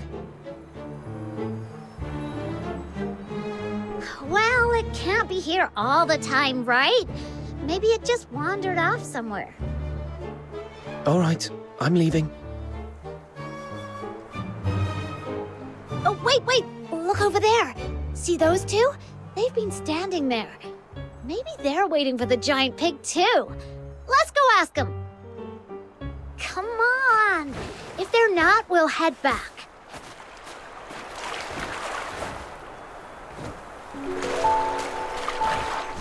Hello, may I ask?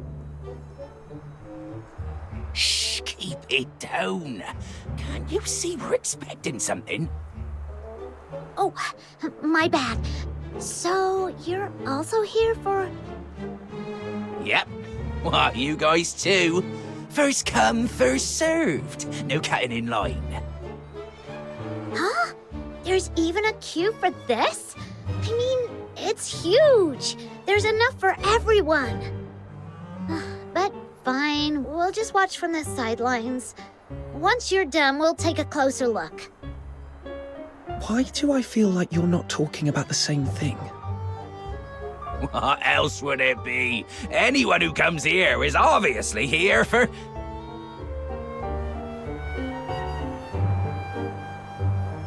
Now, pull the rope!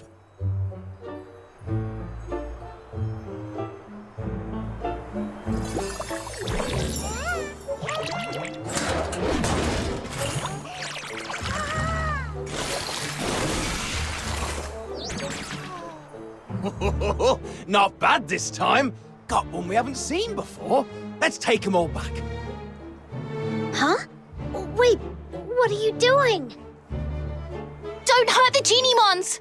Filbert, knock them off!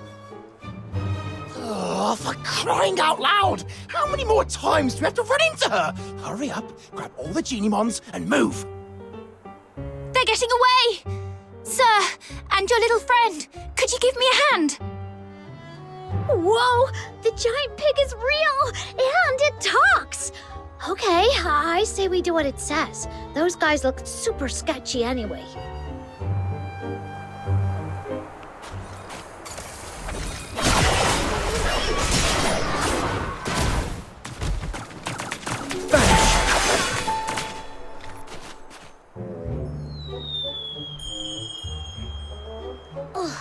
They ran so fast and disappeared in a flash. Should we chase them? They bolted like they knew every shortcut in this place. There's no way we're catching up. Besides, let's not forget why we're here. So, this is the giant pig that's taller than me and has a head the size of a van. You were taken in by exaggerated words, Snow. Well, okay. Maybe it's not exactly as big as I said, but it's still pretty big. And don't forget, it talks! That's gotta be worth looking into! Yeah, except it doesn't seem like it actually talks. That was me. Hello, I'm Truffle. I came from really far away. And this big sweetheart here is Filbert, my best friend and most trusted partner. Thank you for helping us save the Genimons and drive away those Genimon hunters. Genimon hunters? Yep, those guys back there. They go by the name Genimon hunters. Which sounds not cool at all, because they've been running around catching every Genimon they can find. Do you know about Genimons? They're the ones. Though coming in all sorts of different species, they're all actually Genimons.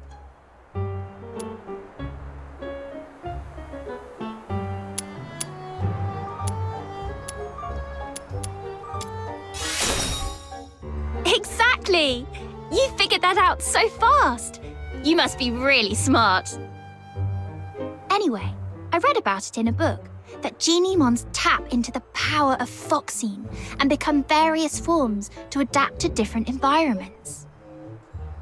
Like, if they hang around fire too close, they turn into toasty, fluffy Zepyro. Whereas staying in the dark long enough, they go all shadowy and become Equinix to blend in. Most people don't understand how it works, so they think it's evil magic and get scared of them. But because they can use the power of Foxine, they've attracted the attention of a group intent on capturing them.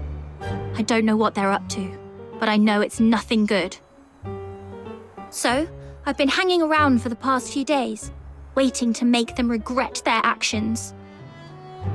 Oh, I get it! They hunt Genimons, and you hunt them! That makes you a Genimon hunter-hunter! Genimon hunter-hunter? That's a bit of a mouthful. But I guess it fits. Those guys run off the second they see me. All right, let me know if you run into those bad guys again.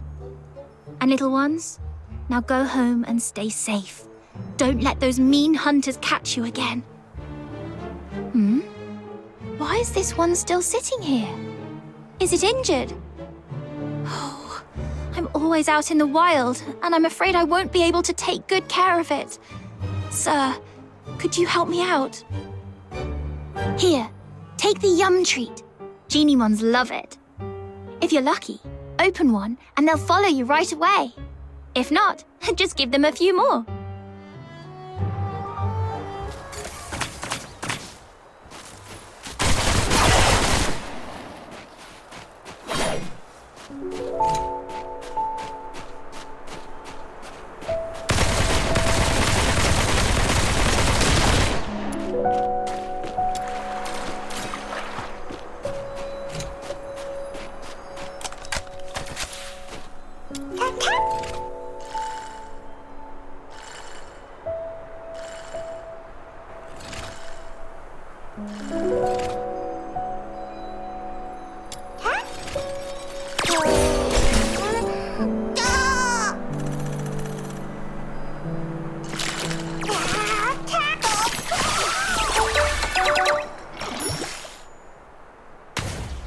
Yes, that's how it works.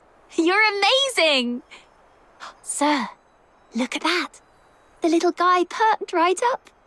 I think it really likes you. What is it, Chirpy? It's talking to him.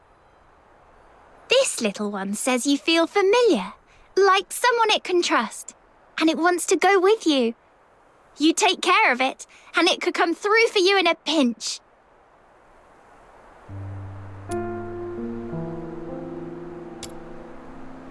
So, if you ever run into a lost Genimon, try treating it to a yum treat to get it to follow you.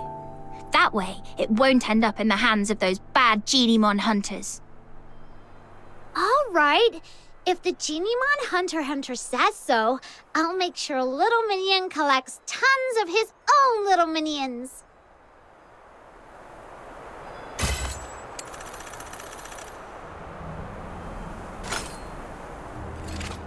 The world outside Purgatorio Island.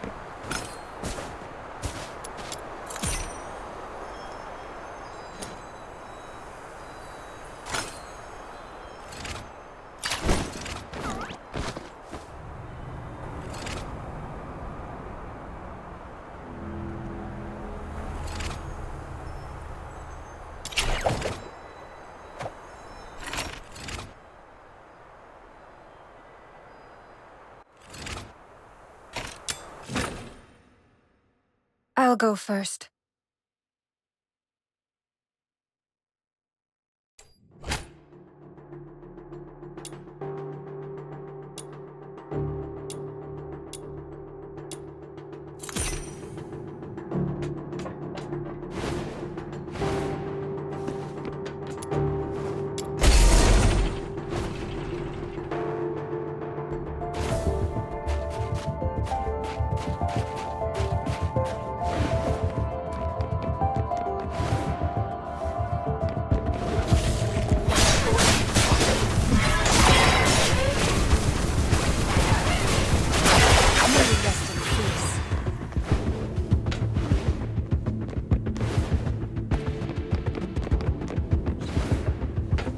One of the soldiers of the Forsakens!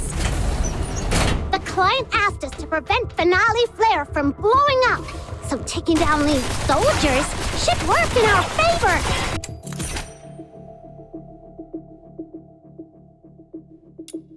Let's go!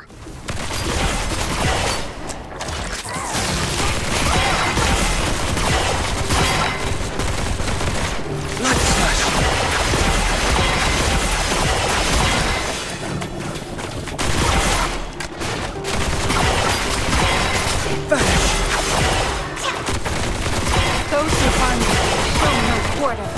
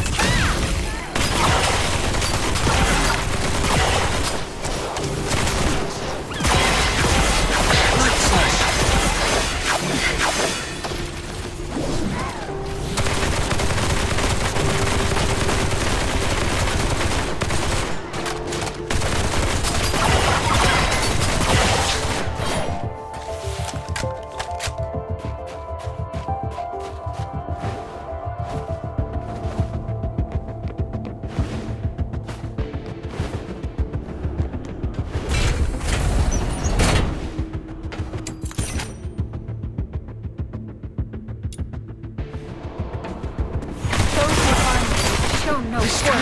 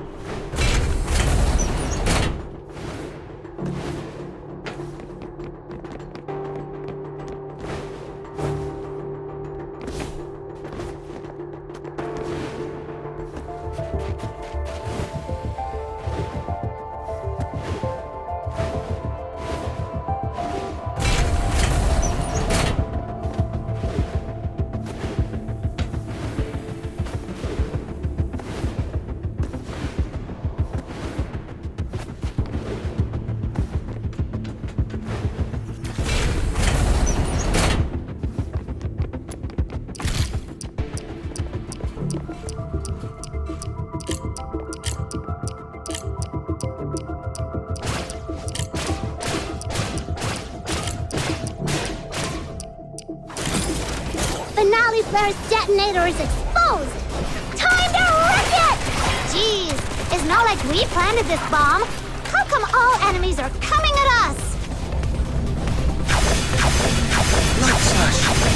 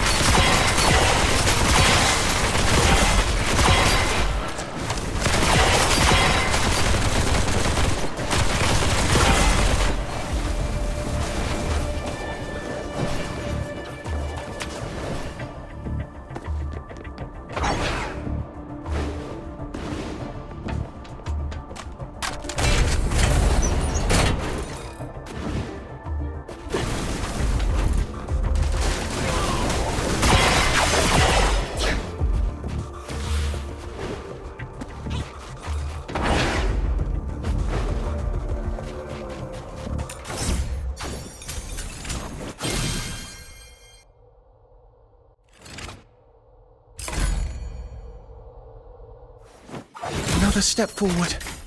As long as I keep proceeding, I'll get there.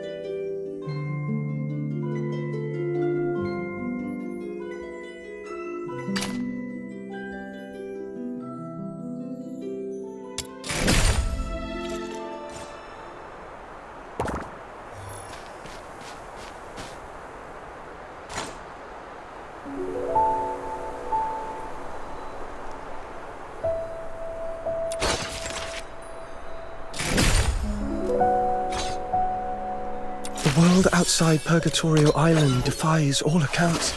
More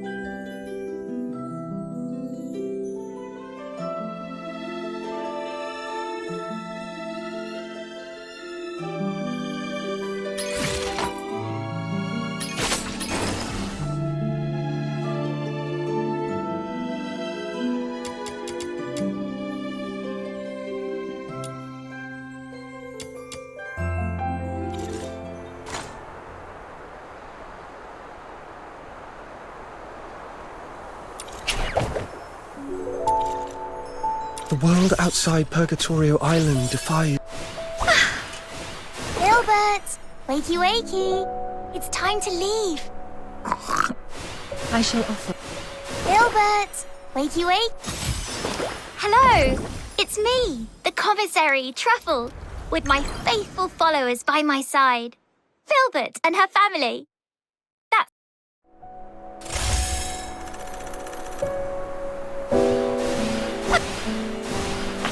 The world outside Purgatorio Island defies all accounts. More expansive, yet more brutal. This cannot be its true destiny. That's why a change must be made.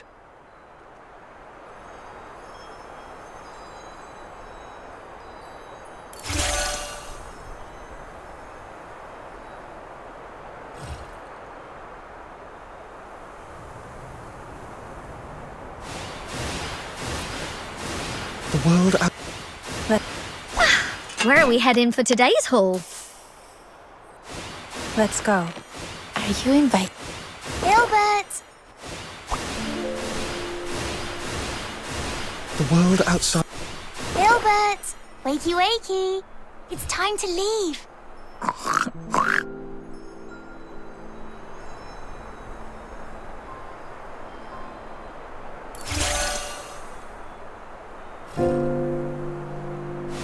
Are you inviting me on a date?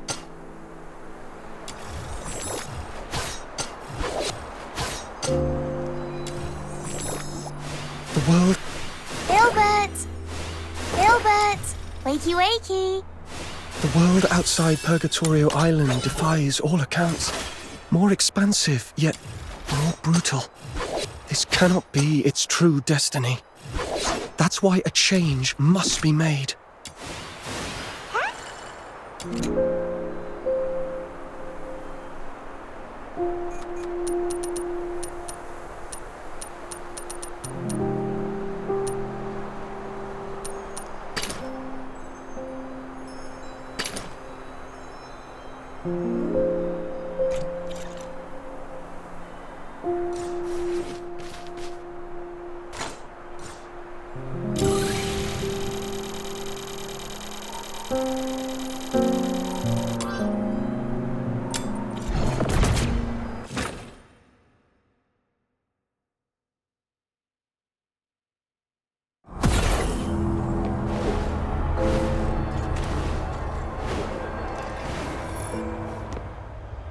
hold on, please.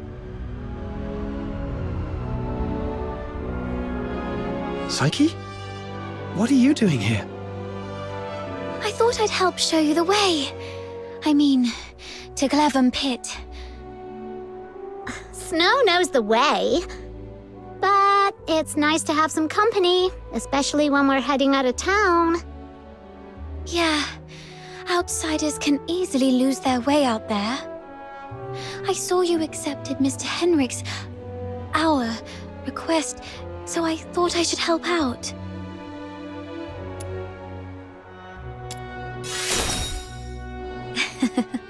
Actually, I was looking forward to a little walk myself, too. Shall we get going?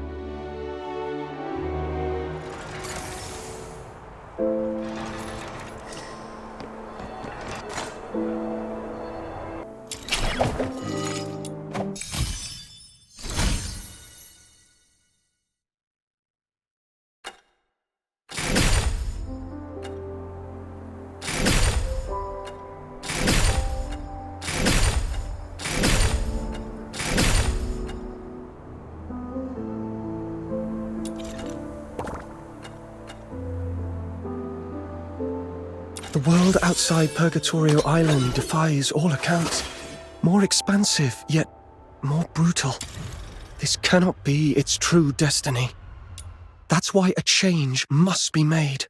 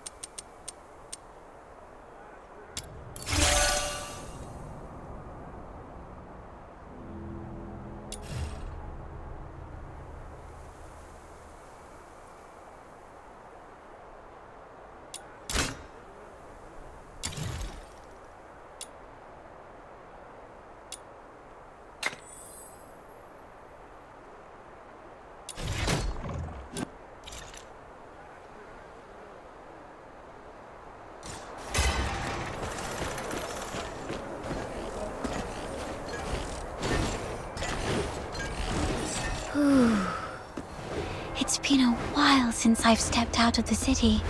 The snow-draped conifers, the boundless lake, mountains with their peaks in the clouds. I love all this. Snow's more of a city soul. If only the outskirts were free of those roaming filthoids. It's safer inside, indeed. But there's something about the air. Is there a difference? All smells the same to me. The entrance to Glevum Pit is up ahead. Please be extra careful. Thank you. You've been a tremendous help. But you two should head back now. I can take it from here on my own. No way! This Demon King can't just scarp her from the battle and let the little minion think less of her. Saki, you should also come with us. Me? Yep. Come with the Demon King to clear out this monster's den. I bet you've never been on such an adventure, right? What a pity. Your life is certainly incomplete. All right. I'm in.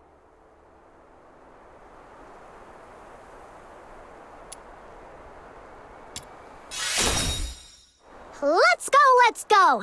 It gets dark early in Ice Lake. We gotta hurry. Right. All right then. Be careful, both of you.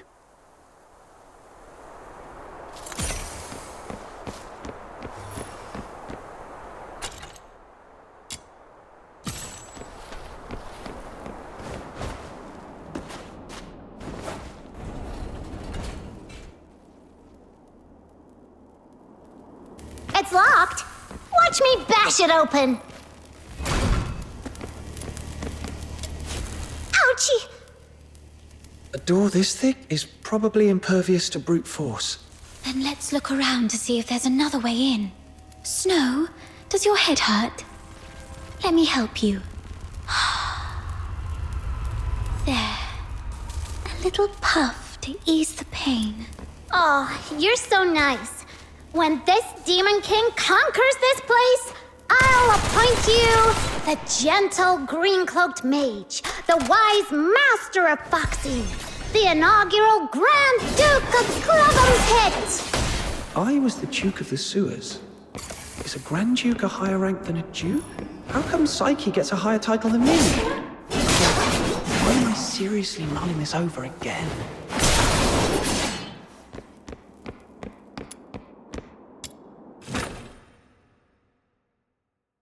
Guided by Snow, the Demon King, the little minion who just arrived in Ice Lake from afar, has become a brilliant fox hunter in a mere day.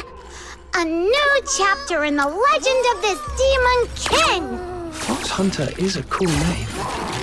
Do they all hunt something called fox? Nah, fox hunters nowadays are actually bounty hunters. It has something to do with foxing a long time ago. Right. I heard it used to refer to a profession that originated right here in Ice Lake. It seemed to all start with the rich heaven-tree veins in the Vidofnir Mountains, and the foxine on them could be sold for a good price.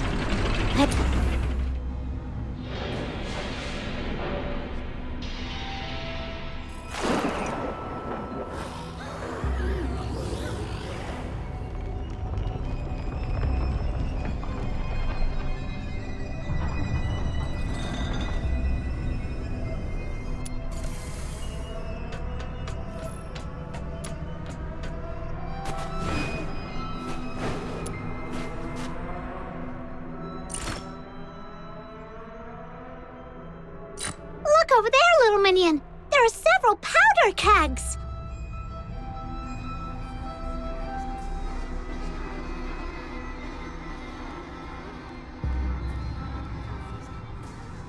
I see. The journal also mentioned gunpowder. Maybe we can use the kegs to blow up the yellow crystals.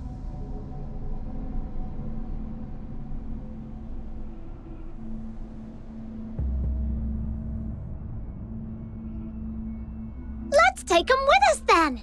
You can never be too prepared when you're adventuring!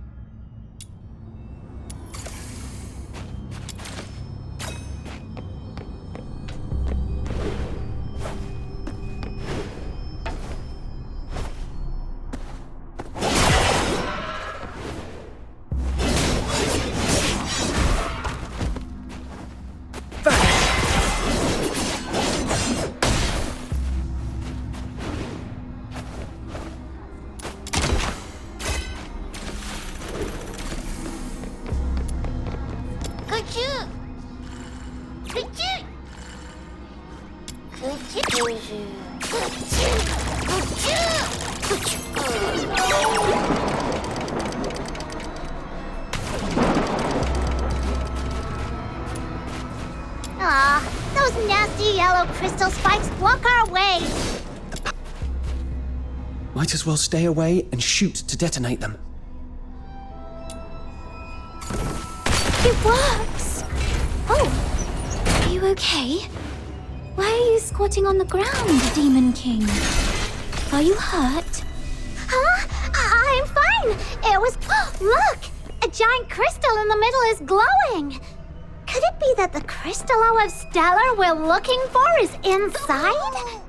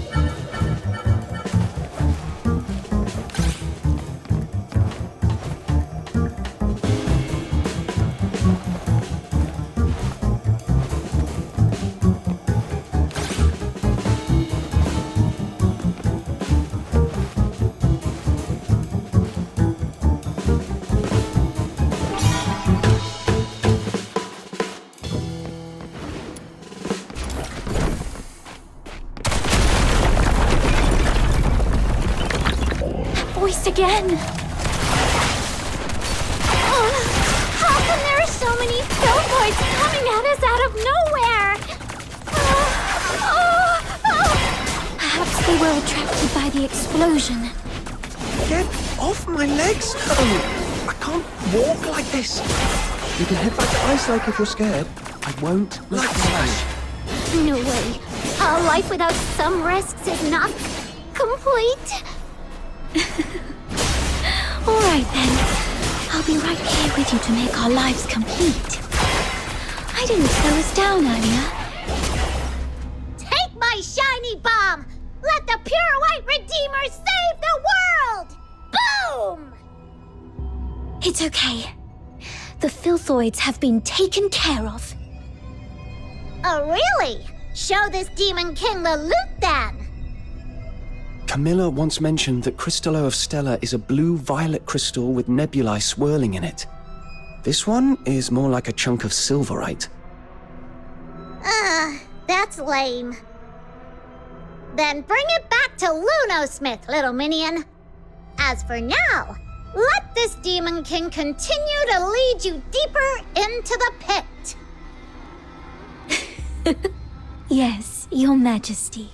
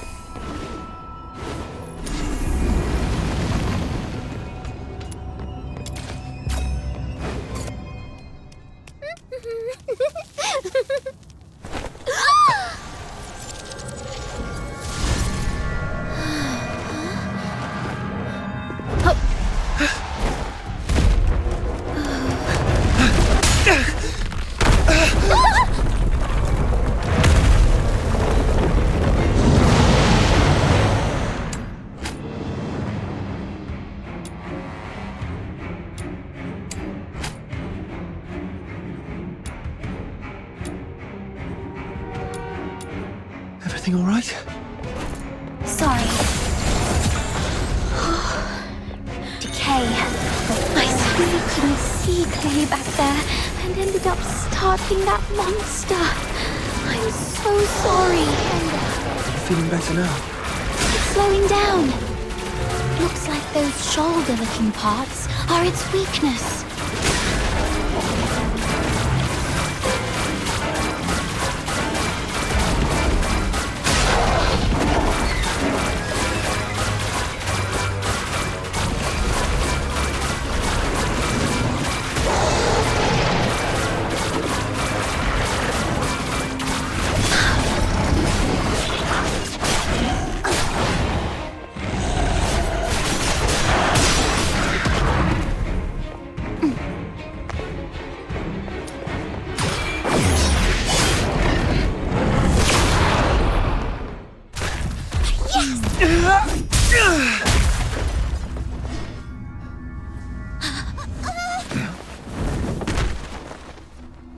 Crystallo of Stella. Look at its beauty. No wonder everyone wants a piece of it. What a commotion I just heard. So it was you guys that took out that giant thing? Impressive. Outsider! How come the Crystallo is in your hands? It was my little minion who first... It was just lying there with no one's name tag on it, wasn't it? Come on. In our line of work, there's no such thing as dibs. And you're new here, right? Someone has to teach you this lesson, and that someone just happened to be me today. Consider this Crystallo as tuition, shall we? Please give it back. That Crystallo is important to him, and to all of us.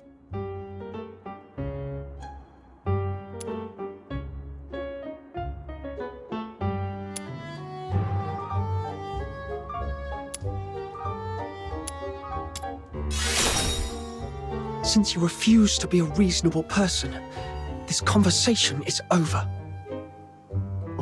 Easy, kiddo. Don't get mad. That's the spirit! Come on, get him! Whoa! Calm down. There's no need to resort to violence. What do you say we split it 50-50? Sound fair? Got a bit of a temper, have we? Perhaps you could talk some sense into your friend, young lady. Sure, but I'm not really familiar with the way you fox hunters handle things. No worries. You're a polite girl. I forgive you. We're sorry for not knowing the rules. So, as an apology, Mr. Outsider, we'll let you make the first strike. What? Hold on. Even if it's 2-on-1, there's no guarantee you can beat me, am I right?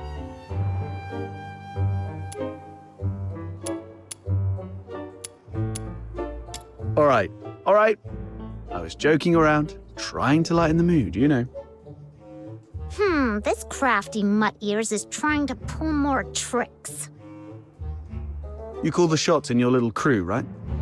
Tell me, why did you guys go to all this trouble for this Crystallo? I knew it. Well, that makes things easier. I need this Crystallo for my own reasons, but if it's silver coins you're after, I can match that amount.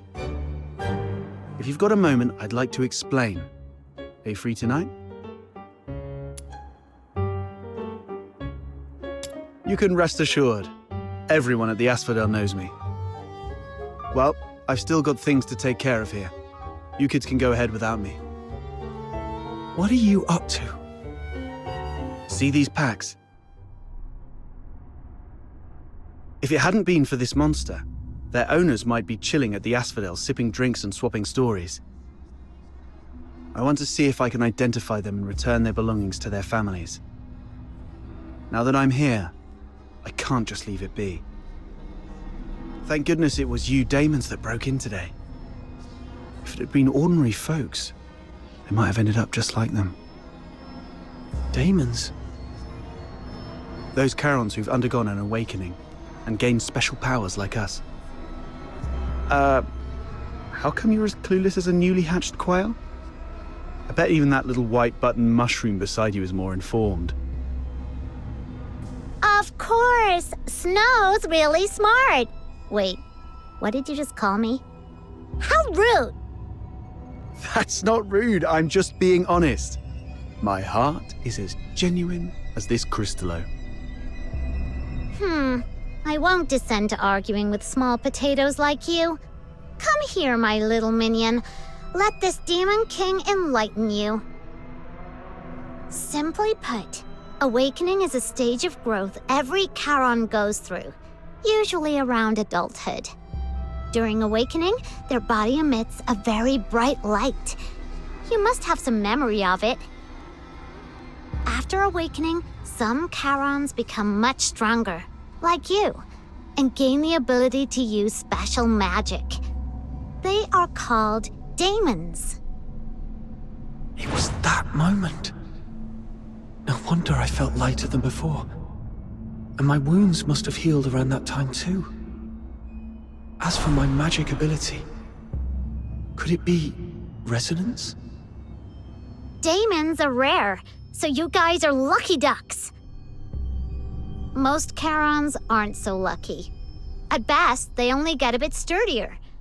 It's said that some may even turn into scary monsters, though I've never seen it myself. The button mushroom covers about most of it. Ordinary Karens might be able to handle small filthoids if they give it their best shot. But huge ones, like the one we just fought, are deadly for them. They were just trying to complete a commission. No. They were just trying to survive. Well, off you go. I'll handle the rest here. I'll be back a bit late. Might miss the Asphodel's closing time. Come and find me at my place. It's among those shabby houses south of the city. The one with the little bird drawn on the door. And come alone. Don't bring anyone unrelated.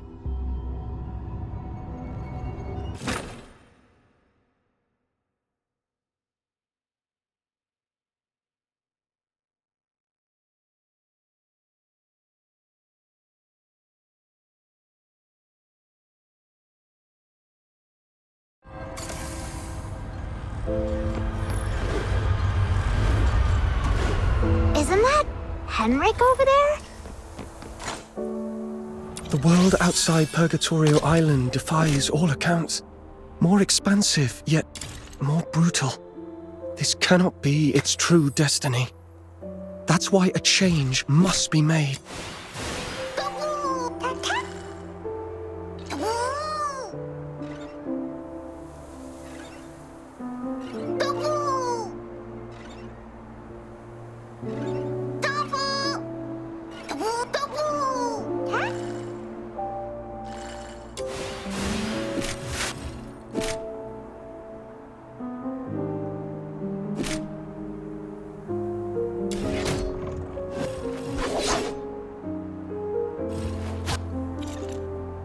What's he doing here? Psyche, come here. Mr. Henrik! You should have stayed at the Hypno's house, instead of fooling around with this sketchy brat. You don't know his backstory, and he really doesn't know you that well. Now, where have you been? Glevum Pit. I wanted to help find the Crystallo of Stella. Forget the Crystallo. Remember what I said on your first day at the Hypnos house. Don't wander off, and inform me first if you need to go somewhere. So you do remember. Before making any decisions, think about what I've told you, and why your parents left you in my care.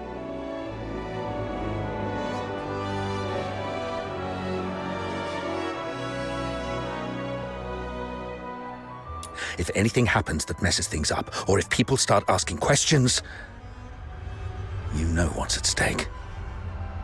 I'm so sorry, Mr. Henrik. You're a good kid.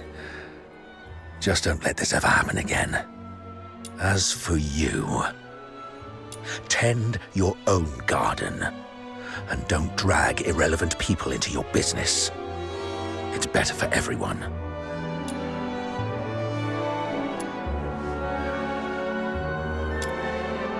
Let's talk about something else then. For example, are you this polite and friendly to everyone? No wonder that house of yours never sells. That's my problem. For you, the thing to worry about should be where to crash after tonight. By morning, I expect you to move out. Let's go home, Psyche.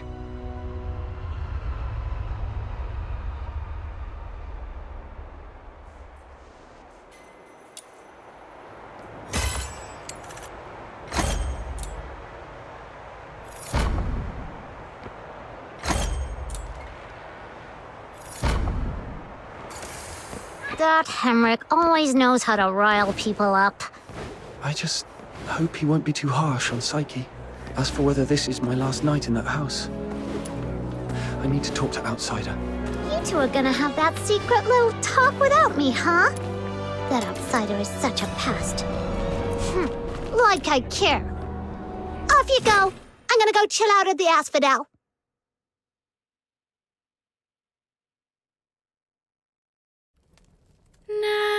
Nightingale, broken wings, you can weep, you can sleep. Nightingale, rise above, you will free, you will see. Little nightingale, look, your magician has returned. Outsider! You're home so late today. Where have you been adventuring? Was it in the dense woods where snow wolves prowl? Or the swamp witch's tower? I didn't go anywhere. Today is Miss Fina's birthday, so I stayed in Icelake. You always say so. Yet new scars keep appearing on your arms. But this time it's true. Look, I went out today to get this for you.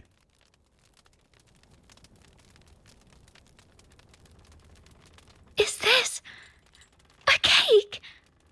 But there aren't any cake shops in the neighborhood. I have my ways. You know, I am a magician of extraordinary wisdom. Moreover, I have something else to show you. Close your eyes and count down from 5 to 1.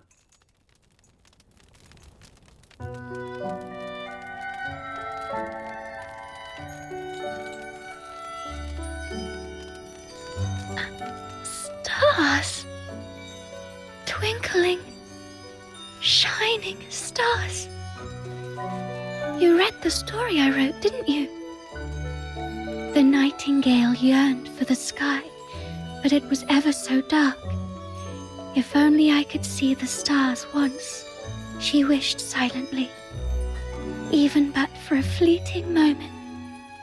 Nights in Icelake are always so misty, so you conjured up a starry sky.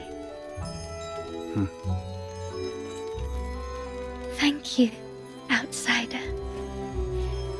You are the greatest magician. Ahem. Seems your castle has a visitor. I'll go have a look. Hey, you're here. Come on in. Who is this gentleman? A new friend of mine. Sort of. Pleased to meet you. I'm Fina, outsider's sister. Are you all right? I'll get you some warm water. It's okay, I'm fine. Just happy to have a friend of outsiders over. Would you like to join our tea party? We'll have sweet cake. A tea party? It's just water. Don't get hung up on the details. Just play along.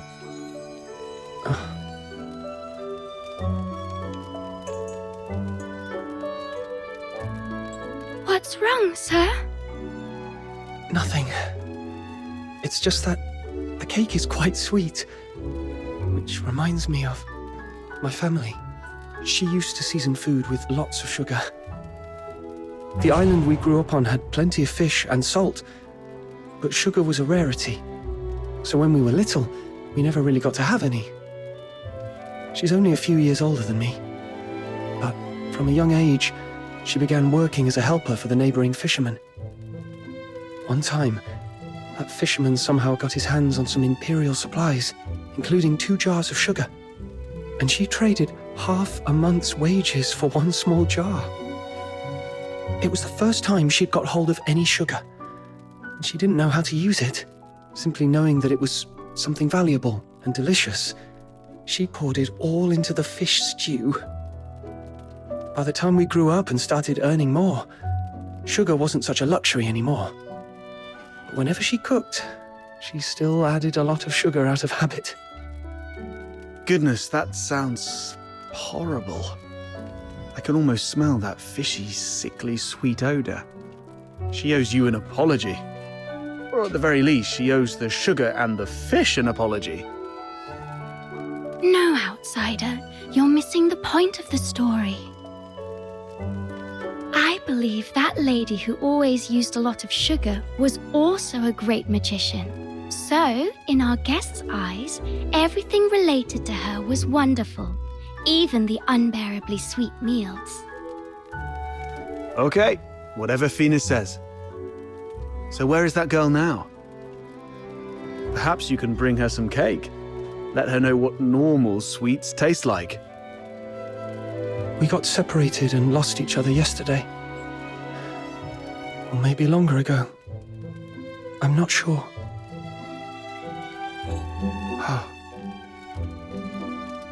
Then you must find her.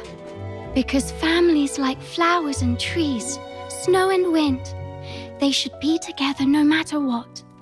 You have to find her. Yes, I will. I will find her. So, outsider, I need money. For accommodation, information gathering, and some extra set aside in case I need to set off right away to find my family. Time for bed, Fina. I have other matters to discuss with our guest. Fox Hunter stuff. Okay, good night then. Good night to you both.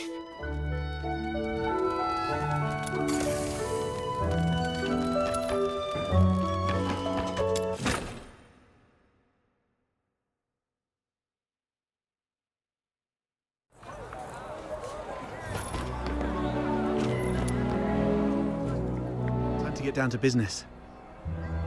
I mean, about what happened at the pit today. Sorry that I took your Crystallo. I had to do that so we could talk in private here.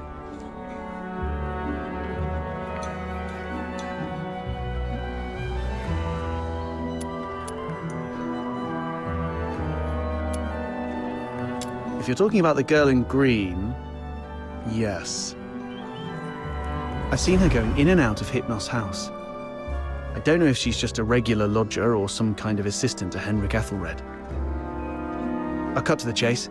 I don't trust Henrik Ethelred. I suspect he's up to something shady. Something shady? Like what? Do you know anything about the Crystallo of Stella, the stuff he's after? They're beautiful rocks that were popular for their looks, but that's not the whole story. In some countries, they're used for medicinal purposes. There was once a serious case of medical negligence involving Crystallo of Stella in Flagson province, throwing half the city into chaos. That's when they slapped a ban on Crystallo trading. That's not the half of it. How many folks on the streets of Icelake can truly claim clean hands? What really gets me are the rumors about Hypnos' house. People in the neighborhood say that Henrik and his lodgers are a weird bunch. They keep to themselves, and though they call it an inn, Henrik's the one picking who stays. Some have peeked inside. The lodgers there are all young people under 20. Stranger still, you see them go in but never out. No one knows where those young lodgers end up. Yes, I've heard some haunted house rumors as well. Makes you wonder. But speaking of which, how did you get onto this? There's this fox hunter boy I used to work with named Hunt. He went missing a month ago, last seen by the scrap picker girl, right outside the Hypnos house. A couple of days ago, I went over there and ended up in a blazing row with Henrik. Even with a dagger to his throat, he kept quiet about Hunt. He just stood there, sneering. You know quite well what would happen to a Charon harming a Solar. I know you have a sister. Better stay out of it for her sake. Damn it, I really want to throw him into the Lamenting Lake. Anyway, I must find out what happened to Hunt and what Henrik is really up to. It's not just for Hunt. I do this mostly for Fina. I don't want to see anyone I care about living in fear anymore. In that case, I'm worried about someone too. I mean Psyche, the girl in green you mentioned. If anything happens that messes things up, or if people start asking questions, you know what's at stake. Whatever's going on with Henrik, that's not my business. But if he's really up to something, I'm worried Psyche might get hurt. Good. We have a common cause then. I was going to get the Crystallo from the pit, then use it as an excuse to apologize to Henrik and take a look inside the inn. I thought no one would take the job, so I went off to sort out a cake first. Didn't expect you newbies to throw a curveball. How about we strike a deal? I can get you something that you really need. An identity. A pass that allows you to move freely in Hyperborea, except for the inner city behind the watchtowers, which is reserved for the high and mighty. Many are willing to offer you money, but few would risk their lives to get you this.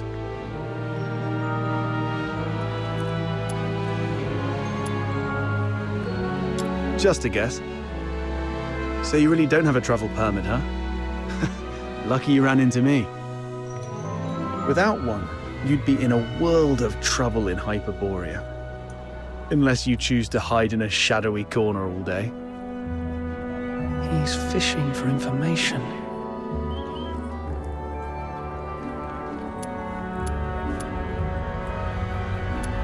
There are things in this city that money can't buy.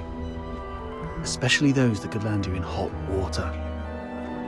What you need is the invisible thread of connections between people. Without a travel permit, it's indeed difficult to get around in Hyperborea. So what's the catch? Give you the Crystallo? No, you can have it. And you can trade it with Henrik for silver coins if you want.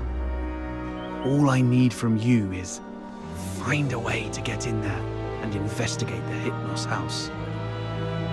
You're not one of the locals, so he might not be on his guard as much. You have a bigger chance to actually find something. Trade a little snooping for a travel permit. I think I can handle that. It sounds easy, but you should be careful. Meet me here at 12 tomorrow with anything you've found.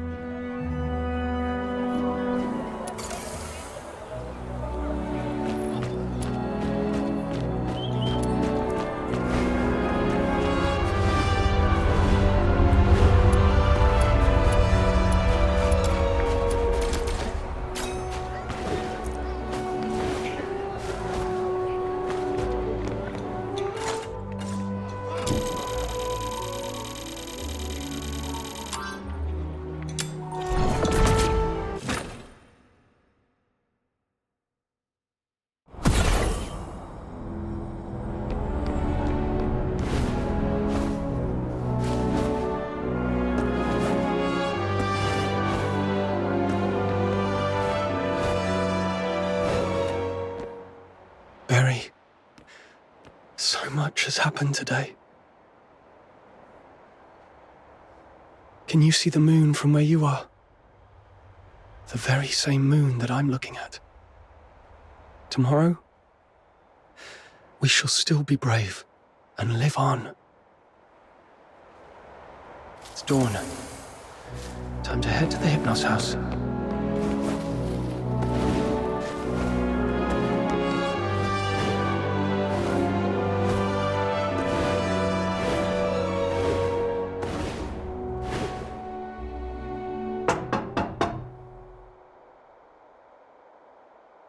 It's me.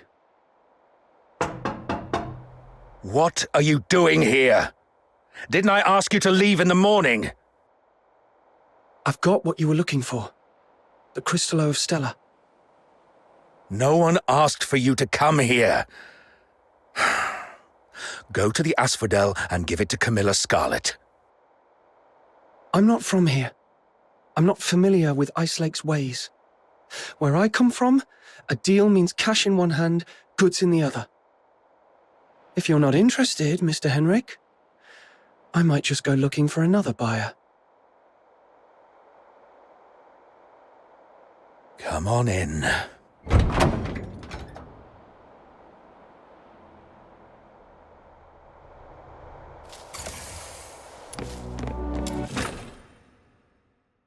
Got the Crystallo with you?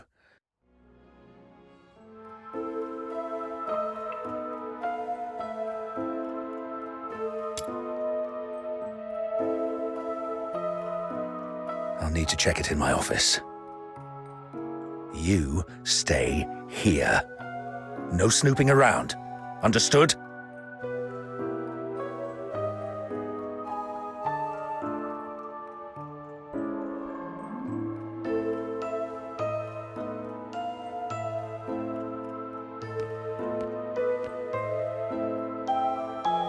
See? A little flower pinned to your hair would really make you look good. Psyche! What are you doing here? Does Mr. Henrik know about this? Oh, please come with me. Could you wait here for a moment, Elisa? I'll be right back.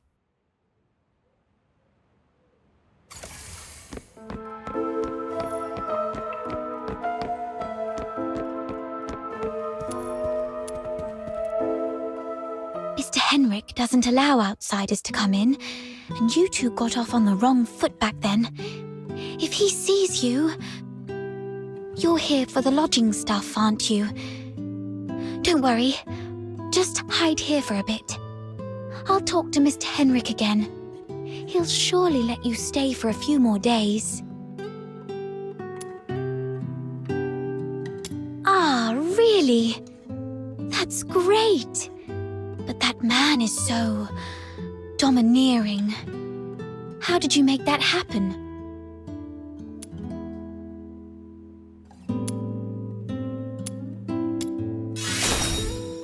Really?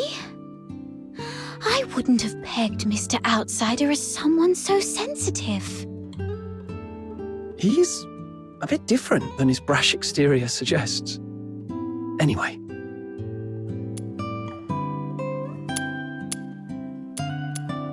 Mr. Henrik seemed quite upset last night. He didn't give you a hard time, did he? No, I'm fine.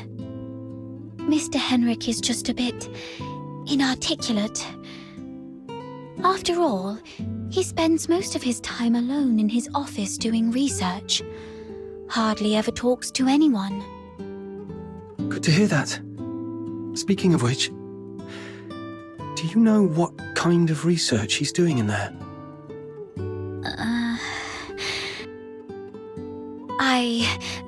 I don't know. Sorry. That's all right. I was just curious.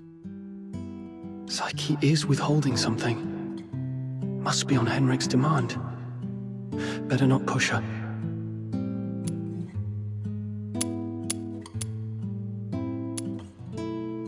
Yes. Everyone's recovering from some conditions here. Me included. Are you doing okay? You didn't tell me you were sick. It's just a minor ailment. I was even strong enough to explore the pit with you, remember? Don't worry about me. I'm glad you're okay. So, all the lodgers at the Hypnos house suffer from some kind of illness. I've got off on the wrong foot with Mr. Henrik, so I'm looking to make amends with him. If there's a chance, I'd like to visit him in the future. Really? Mr. Henrik is almost always at home. You're welcome to visit any time if he says it's okay. If you'd be willing to come here and share stories about your hometown, the South, the ocean, all those places we've never been, everyone here would be thrilled. Henrik is almost always here, which means this place is under his watch most of the time. Mr. Henrik should be out any minute now. I'd better go downstairs.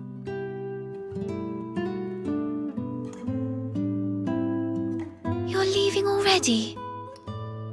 Here, take these cakes with you. They'll keep you going when you're hungry. Oh, just a moment. And take this too. Mum always said that carrying a flower brings good luck. Time to collect some intel downstairs.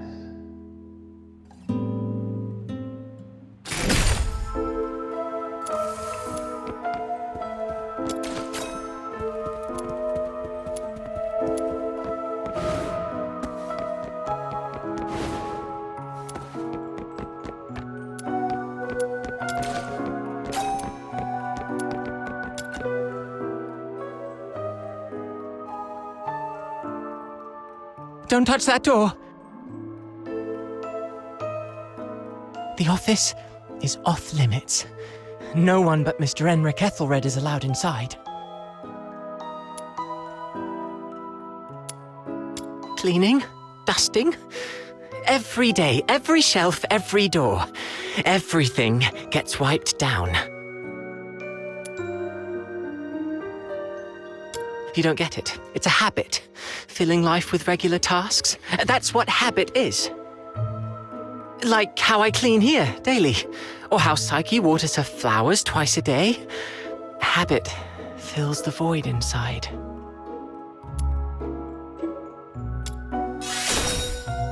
He seems quite disciplined. Probably a good role model for me. Mr. Henrik? He does have some habits.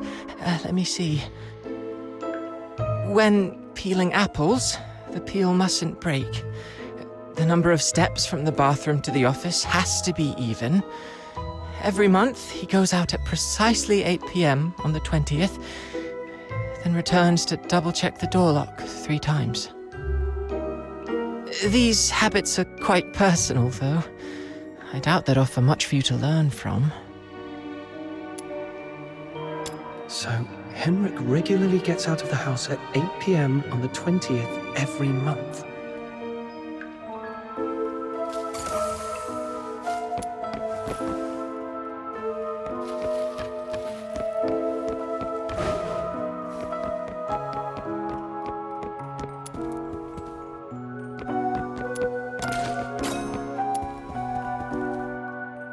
Why? Not only did you leave me, but even the pocket watch you gave me has stopped. It's all right. We'll meet again very soon. Hunt. Huh?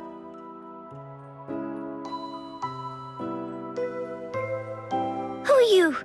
I haven't seen you before. Are you from the outside? Were you eavesdropping?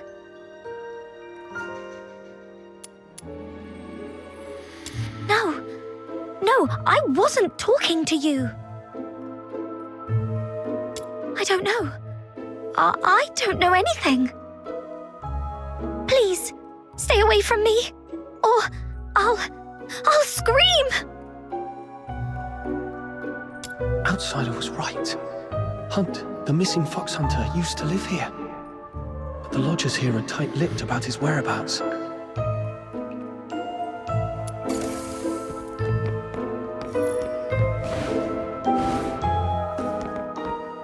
Fox Hunter, I've checked it.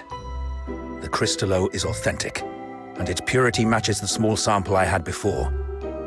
Good job. Here you go.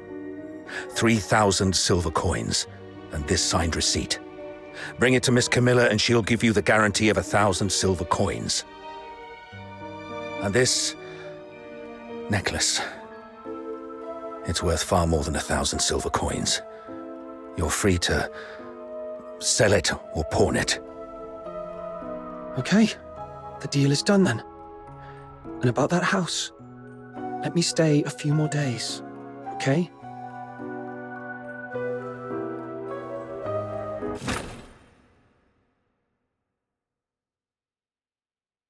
Though I couldn't get into the office, I've managed to gather some useful intel. Time to see Outsider.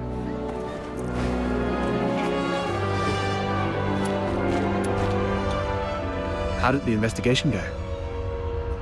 Couldn't get to the bottom of his story, but I did make some discoveries.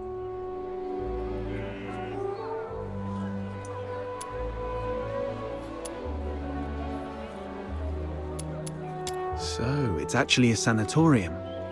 What's there to hide about that? I mean, it's true that Karens lead hard lives, but seeking medical help isn't forbidden. Right. I also learned that someone there knew your missing friend, Hunt. Was he ill? Hunt was quite healthy before he disappeared. So, what illnesses do those lodgers have? No idea. They refuse to talk. Or more likely, Henrik forbids them to. Is Henrik targeting the sick? That's even more disturbing. I'm gonna have to add extra locks and remind Fina to lock the door all the time. Anyway, what exactly happened to Hunt?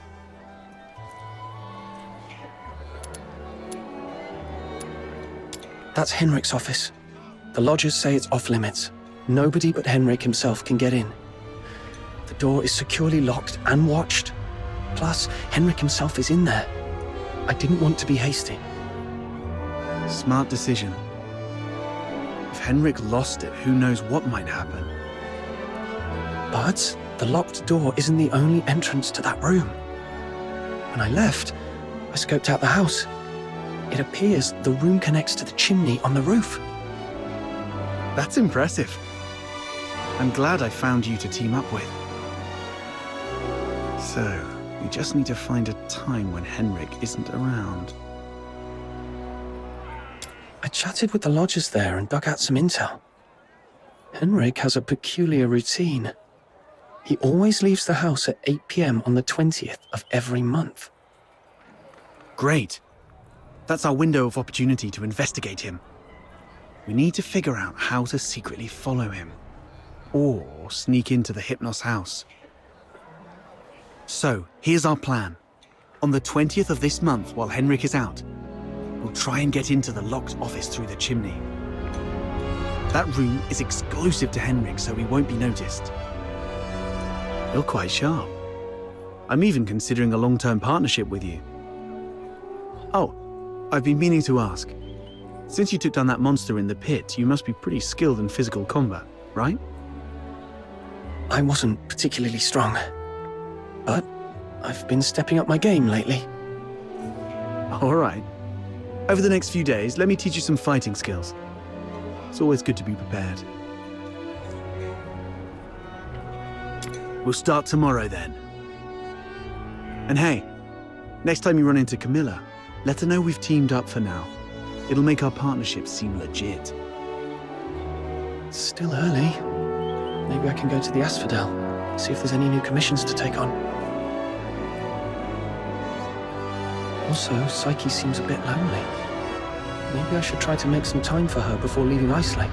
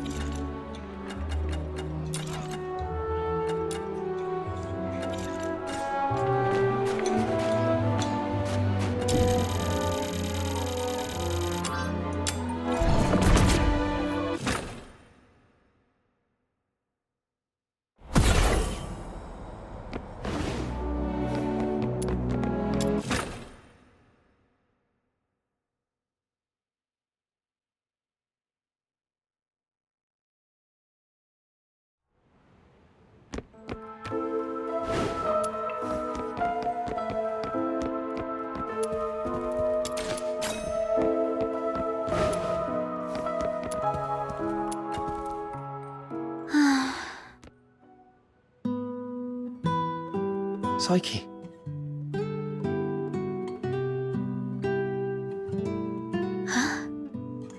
Is that you? I promised to come check up on you, remember? Your eyes. Are you having trouble seeing things again? Like what happened at the pit? Yeah. My vision's a bit blurry again. Don't worry. It's just an old problem acting up. I might be a bit tired. A few days' rest should help.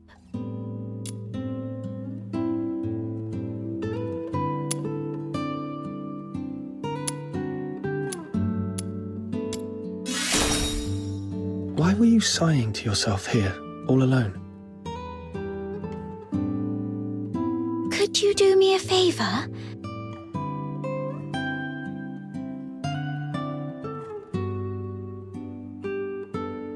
The potted plant here.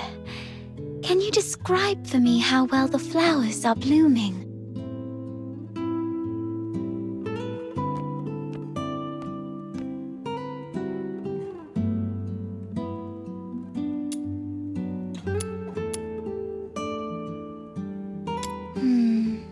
Like I guessed. Could you take a closer look? The well-being of flowers hinges on careful observation, but I can't do that now.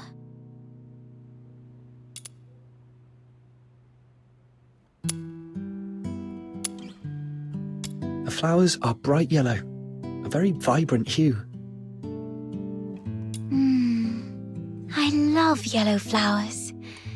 They remind me of the sun and warm my heart.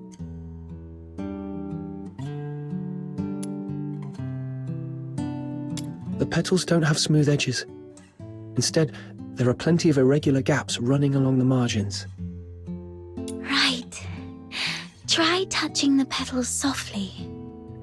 I love running my fingers along the edges of petals. Every petal feels different, as if they have their own story to tell. But these petals seem to have lost their shine. The edges are dark and curled, as though they've been burned. I believe the flowers are thirsting for some water. The petals have soft stripes that radiate from the center outward, somewhat resembling the veins of the leaves. However, they seem not to be very plump. The stripes deliver nutrients and function just like the veins of the leaves. Although the flowers usually steal our attention, they're not that different when compared to leaves. Both parts of the plant are doing their best to respire and grow. Let me see. If they look shriveled, they may be low on nutrients. I think I understand the issue now. Thank you. Is this kind of flower hard to care for? No, it's quite resilient actually. It can even thrive in places with long winters, like Ice Lake. As long as it is well trimmed, fertilized, and given the proper humidity and temperature, it can bloom beautifully for weeks on end. But I didn't do it well. I'm far from being as good a florist as my parents.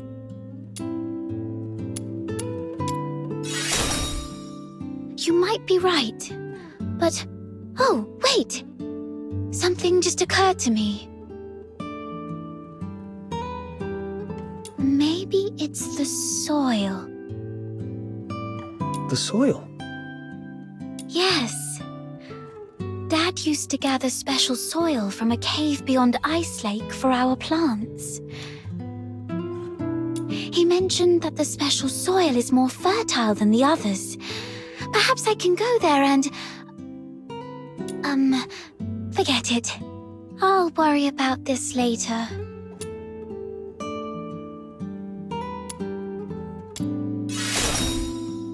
Don't worry. I can collect some for you. You don't have to do that. Just coming here and talking with me is already... It's okay. I'll have to leave town for the commissions anyway. Gathering soil isn't that hard. So where's that cave you mentioned? Thank you. Oh no. I was about to say thank you, but I think we're beyond such formalities with each other. Let me give you the location of the cave.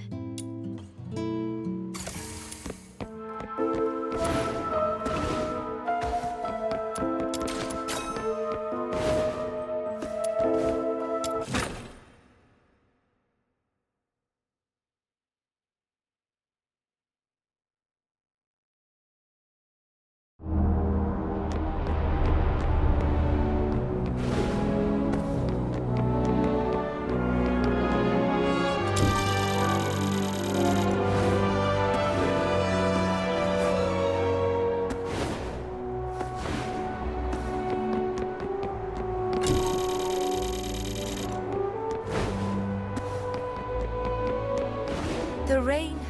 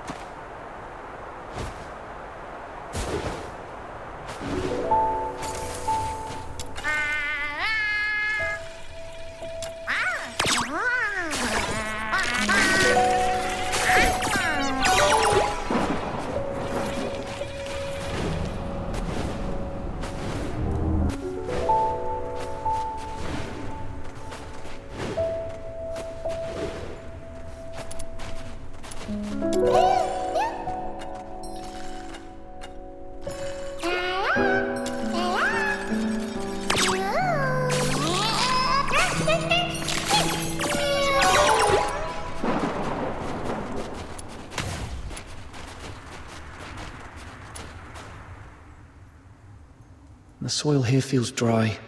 Perhaps I should look elsewhere?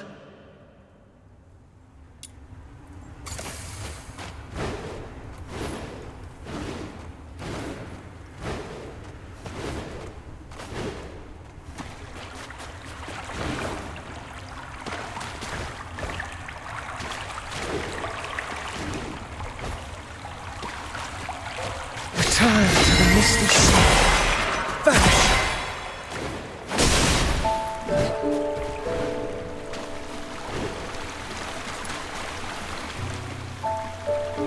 Found it. The soil is soft and the wetness feels right. I should collect more. Okay, this should be enough. Time to head back and bring it to Psyche.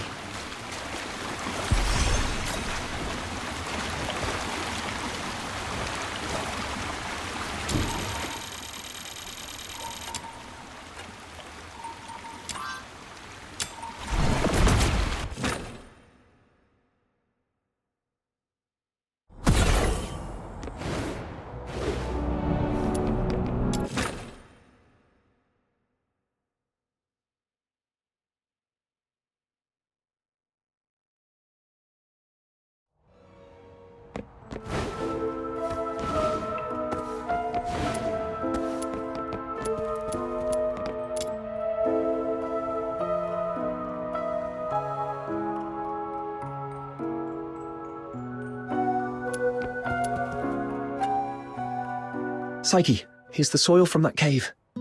Does it look right? Its touch is exactly like that of the soil Dad used to grow flowers with.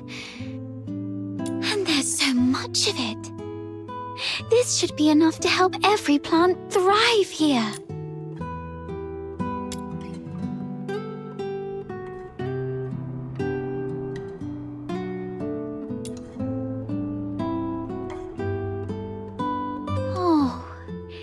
It's that flower I gave you.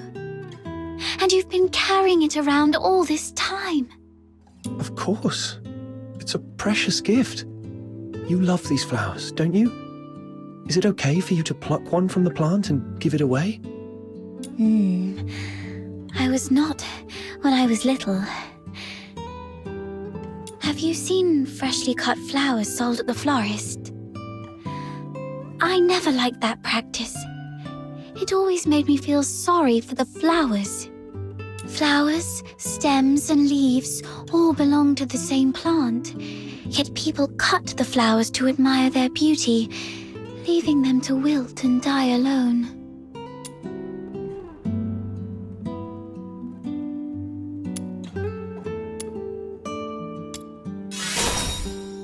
You said when you were little. Does that mean you feel differently now? Not entirely, but can I ask you something first? What do you think about flowers that are plucked from their plants?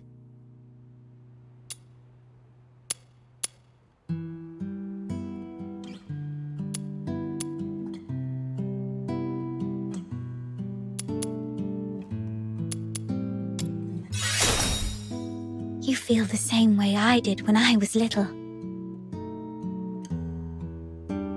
Now, when I see cut flowers, I still feel a bit sad. But over the years, I've come to realize that they are amazing. Far more amazing than I thought. A plucked flower would no longer bear fruit. It's fated to perish in a slow, wilting death. Yet, it tries to absorb water, as if still rooted, blooming fully before its brief life fades. I no longer pity them. I'm impressed by them.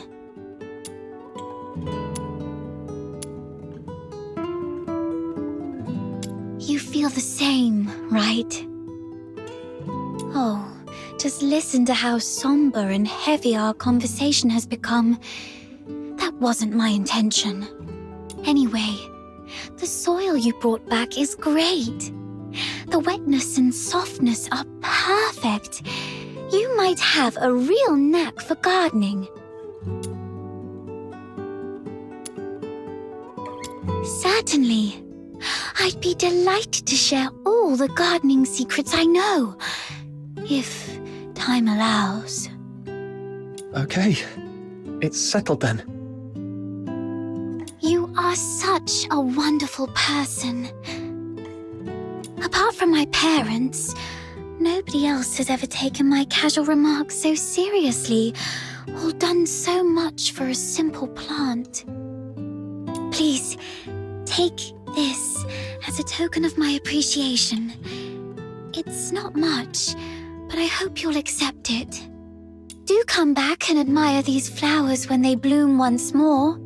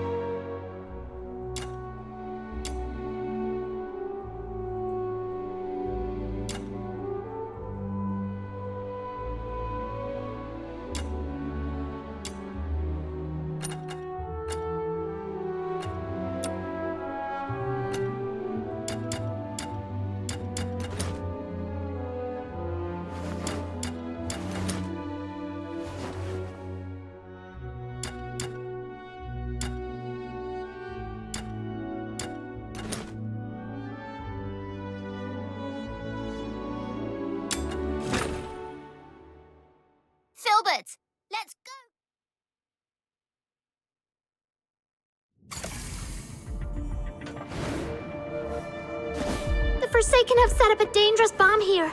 If we don't destroy it, everyone's lives will be in grave danger. The client mentioned 3 members from the Forsakens are behind this explosion. I'll let you know if I find him. Taking him down before breaking Finale Flare's detonator should smooth things over for the mission.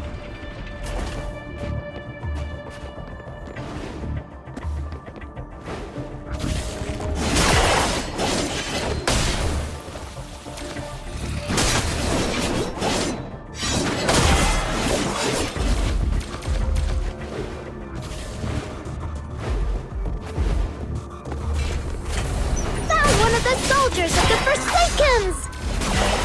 The client asked us to prevent Finale Flare from blowing up, so taking down these soldiers should work in our favor. Let's go!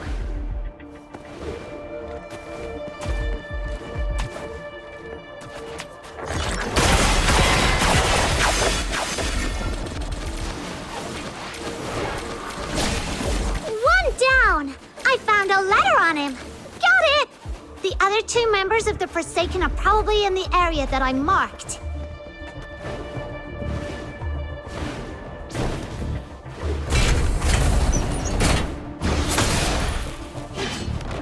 Gonna knock you flying!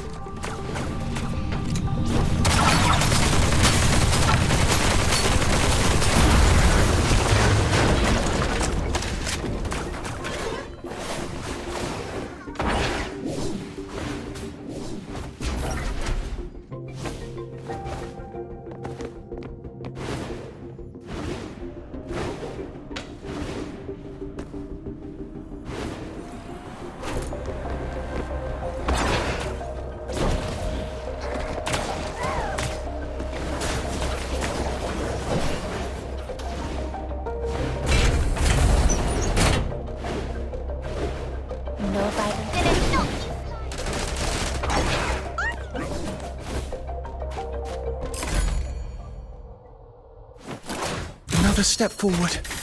As long as I keep proceeding, I'll get there.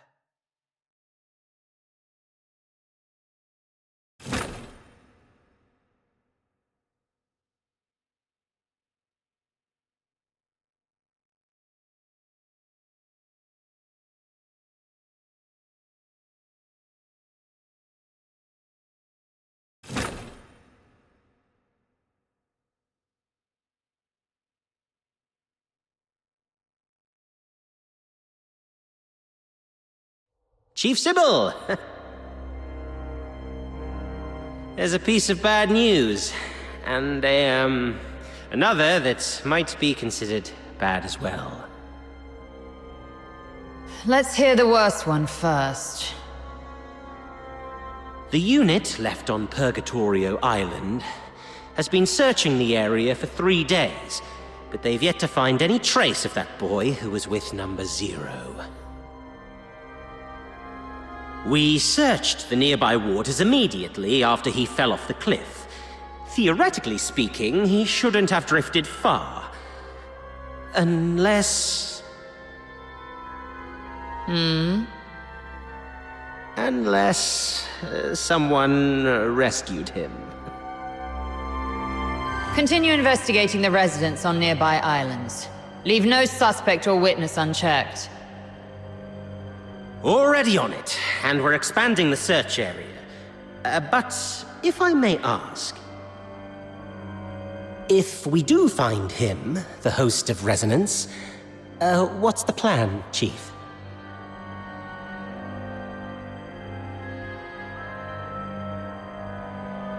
A fully awakened Resonance can exert control over any daemon, but that power hinges entirely on the host's will. Which means, if he won't cooperate, then capturing him does the Empire no good. Worse, it could become a threat, just like last. Then we do what we did before. Wipe it out. That power cannot fall outside Imperial hands, least of all into Elysium's. Now, the other bad news? It's about the other matter you've asked me to investigate, Chief. During the search, on a deserted island, I encountered some villagers who had fled there by boat. And then we discovered something quite intriguing. It's as if you were tasting a bowl of ordinary thick soup, only to find the spoon you had just used turned from shiny silver to a dreadful black. Cut the fancy talk. Get to the point. Ah, yes, Chief. That intriguing thing is a tiny time discrepancy. The villagers told me that the filthoids of Purgatorio Island always lived in the mountains, without much aggression. But 2 days before our arrival, they suddenly went berserk and started attacking the villagers. 2 days before our arrival. It appears you've already figured it out, Chief. Quite a coincidence, isn't it? Due to a last-minute change of plan, we arrived 2 days later than initially scheduled. The only force capable of manipulating filthoids is the Forsakens. Whoever it is, the 13th Legion has been compromised by unwelcome elements. After all these years, those worms have started wriggling again. It's time for a thorough extermination.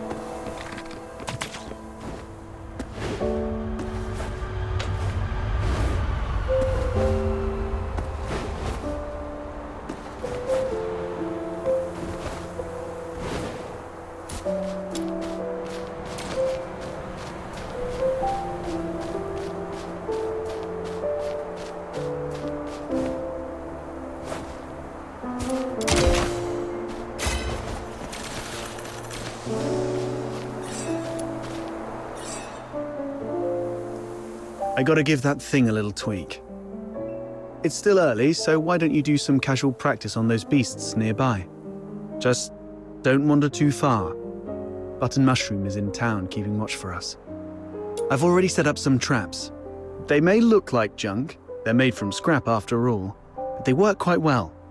Be careful with them though. They aren't made of the sturdiest materials and might break if you step on them.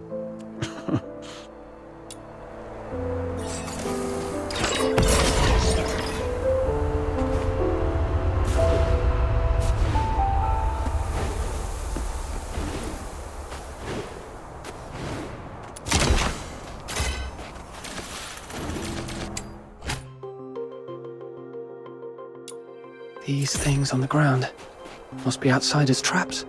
This is really something. I didn't know Outsider had such a knack for this.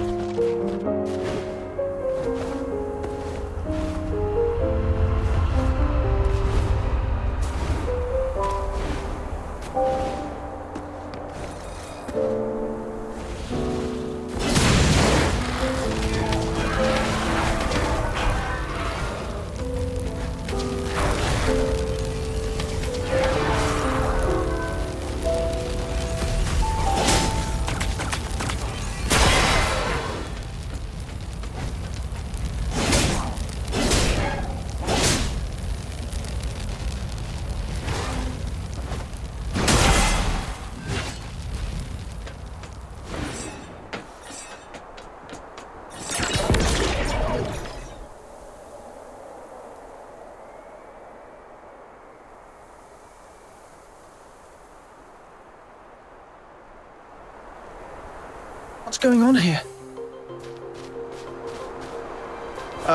Well, I made a bit of noise while tweaking that thing and these little critters just came at me. Come on, my friend. Help me out here. Serves you right. Fine.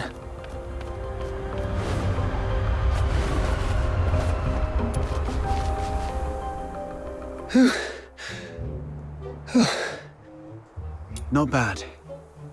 You've improved a lot these past few days. Still, there's more to learn. For example, with larger beasts and filthoids, they're fast, but clumsy. So you can stand in front of something solid like a wall or a tree and provoke it to charge at you. Then, dodge its charge to let it knock itself out.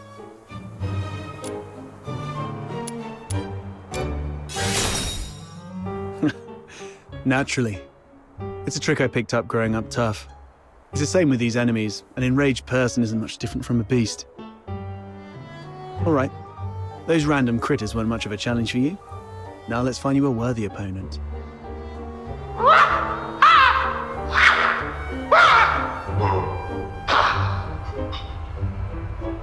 What's this? Is it your voice howling in there?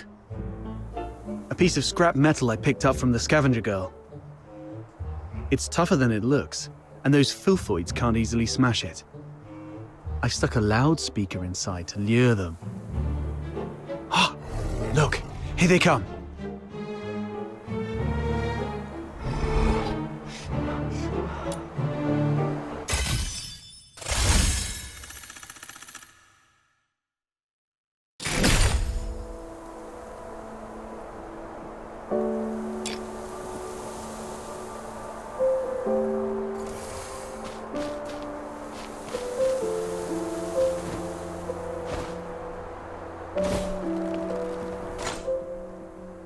The world outside Purgatorio Island.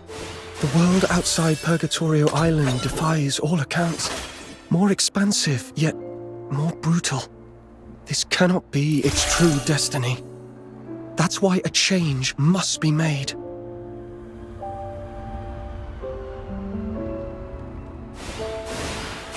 This is quite a delicate mission. Shall we do it together? We already know each other pretty well. I really have to introduce myself. All right, fine. I'm Outsider, from the Noctoyagers. I serve as a guardian of this Sprogridge team, I guess. The world outside Purgatorio Island defies all accounts. More expansive, yet more brutal. This cannot be its true destiny. That's why a change must be made.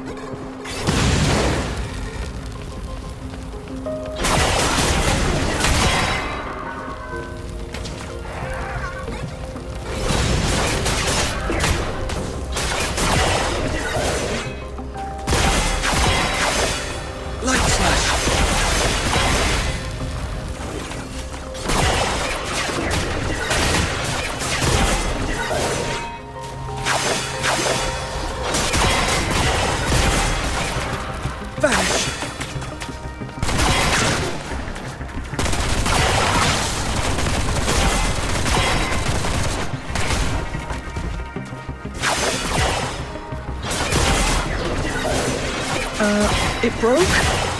Well, it is made from scrap after all. I was surprised it would work.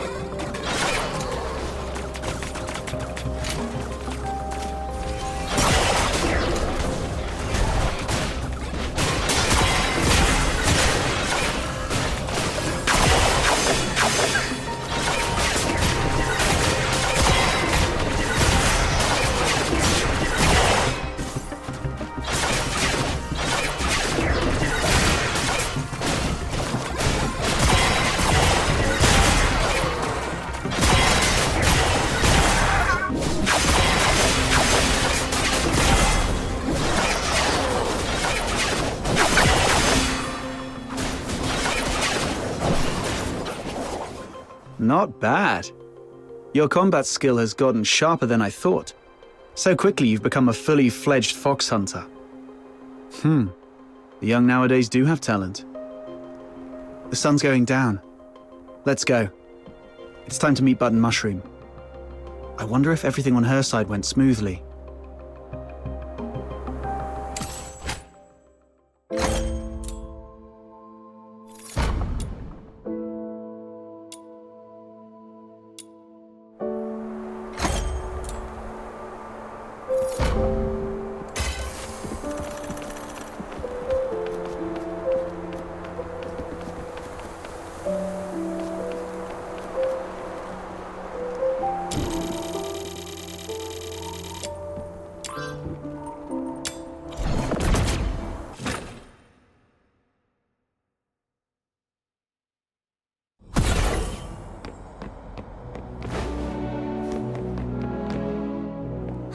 Finally!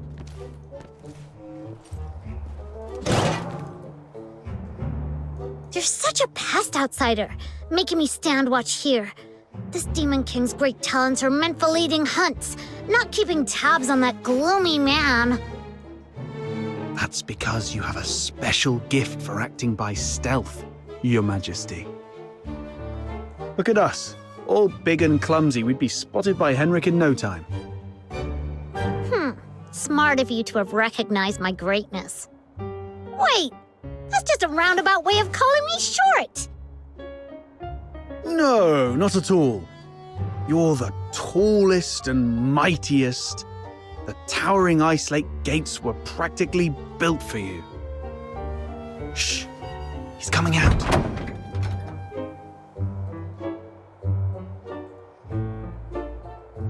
Right on 8 o'clock. If he ever changes careers again, he could offer time-telling services in the town square.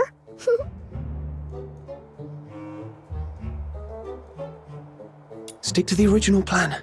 Snow and I will tail Henrik. An outsider, you sneak into Henrik's office through the chimney. We'll meet up at your doorstep afterwards. Got it.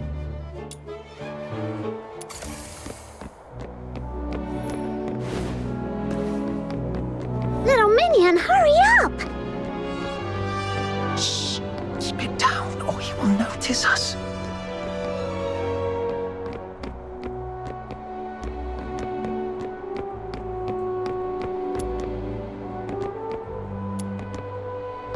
Ugh, what's taking him so long?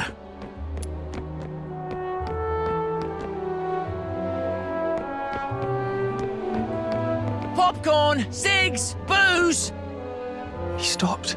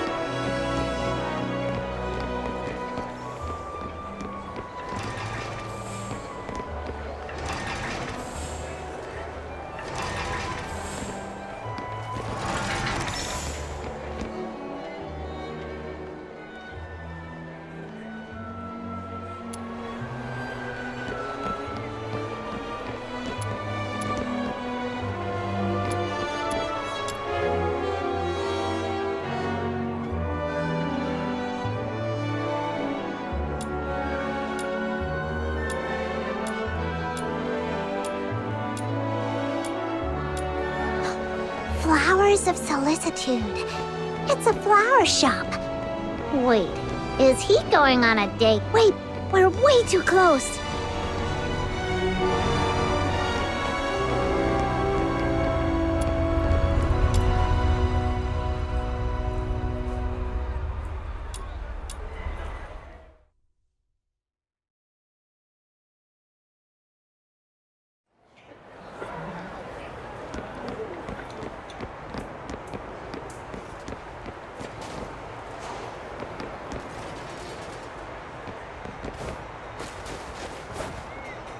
My name is Annie.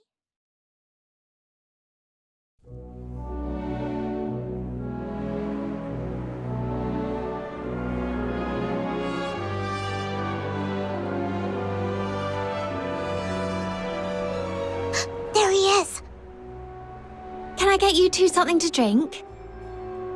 Oh, we're good. Just, hanging out and enjoying the view.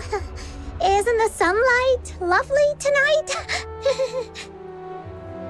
Well, nothing pairs with a good view like a good drink. We've got all kinds of coffee, Ice Lake's own boreal berry juice. Oh, and how about our newest special, rich, creamy pickled herring soup?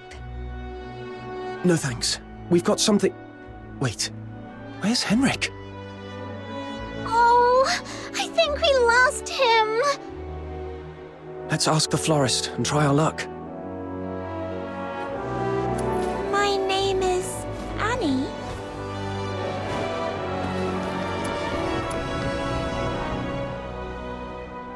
Hello, we found this silver coin. Pretty sure that man just dropped it. We wanted to return it to him. Wait, are you crying? Did that guy say something mean to you? No, it's just some dual pollen in my eyes. Thank you for asking. If you mean the gentleman in white, I believe he's by the pond, northeast of here. Got it. Thank you. Wait, you... Are you talking to me? No, I might have mistaken you for someone else. Sorry. Here, please take this. You are giving me this? For free? That's right. Your eyes sparkle like rubies, perfectly matching this flower. I hope you have a lovely day. Thank you. Then I'll gladly accept it. Wow, a gift from a stranger? My little minion is way too charming.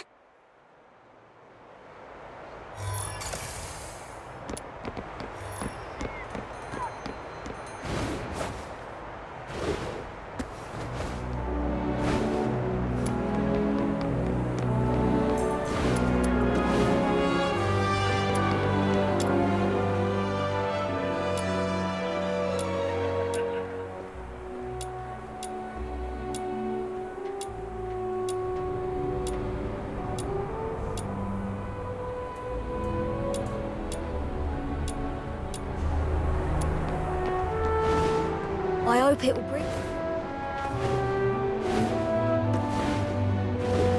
This should be the place. Yep, there he is.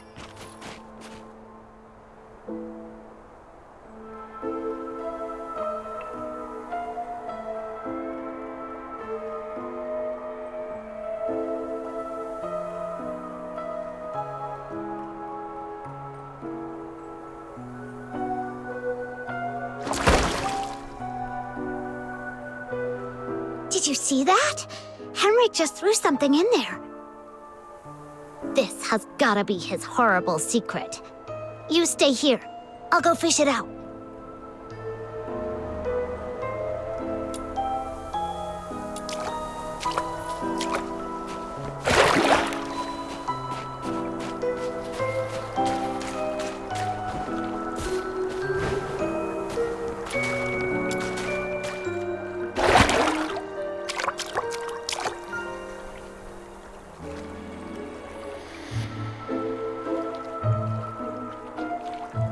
Now comes the most exciting moment!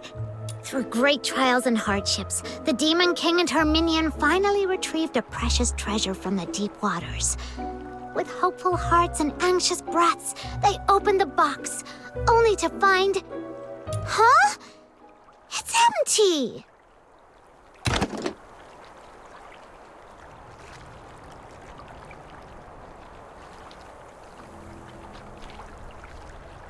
No. It's not really empty. It previously held something. Some sort of powder, perhaps. Powder?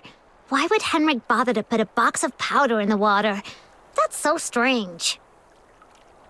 No idea. But something feels really off. Let's go back and see how Outsider is doing.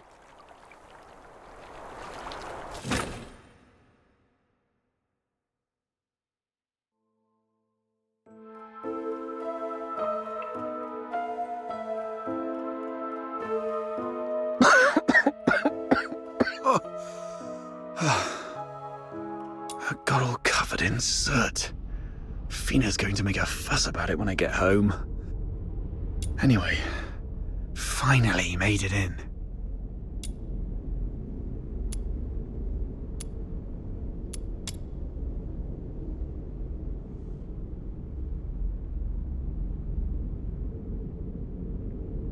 The Slumber Project. What's this? September 3rd. Carolina Brown. October 29th. Hunt Clark. Hunt? Don't tell me he's already... November 25th. Psyche Frey.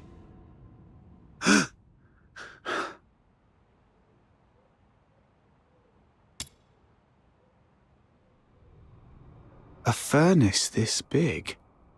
No way it's for cooking. And it doesn't look like a heater either. So what was it burning? Could it be... Mr. Henrik, you're back. Here's a cup of hot water for you to warm up a bit. Drat. Henrik's back.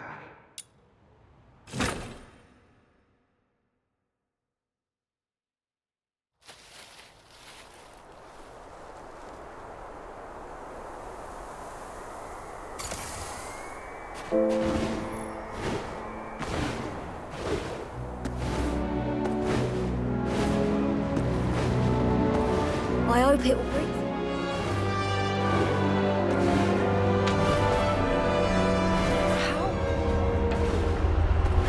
Treasure the...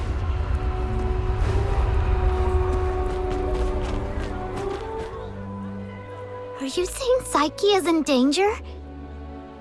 Hunt appeared on that list after he went missing. I fear things didn't end well for him. And I'm worried your friend Psyche might be next. Henrik came back at a bad time. If I had just a few more minutes.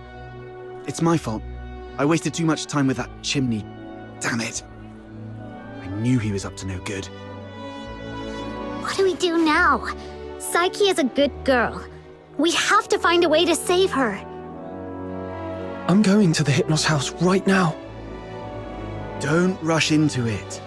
We still have 5 days, so let's go back and get prepared first. No. It's always better to act sooner rather than later to save someone. I can't just...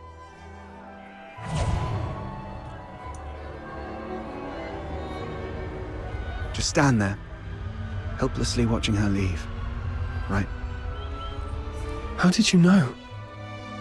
Just a guess. You seem pretty shaken up, tossing all caution and reservation to the wind all of a sudden. She means a lot to you, doesn't she?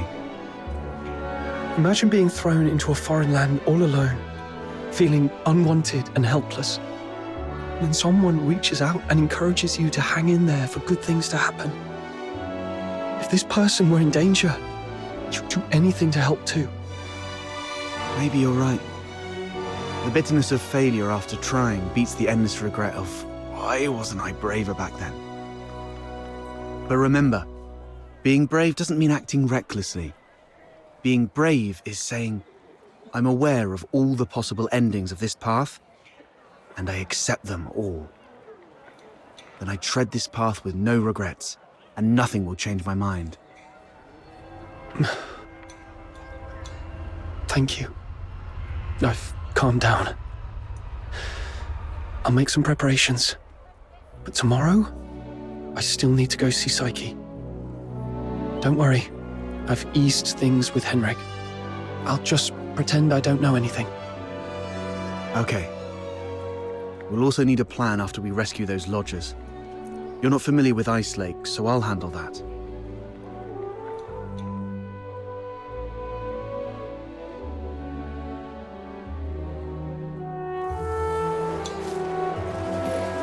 Treasure the...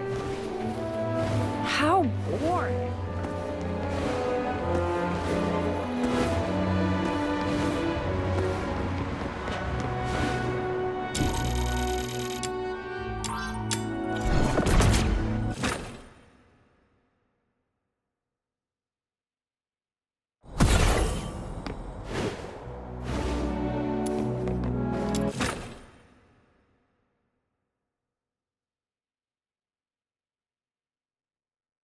Gotta act casually when I see Psyche to avoid suspicion.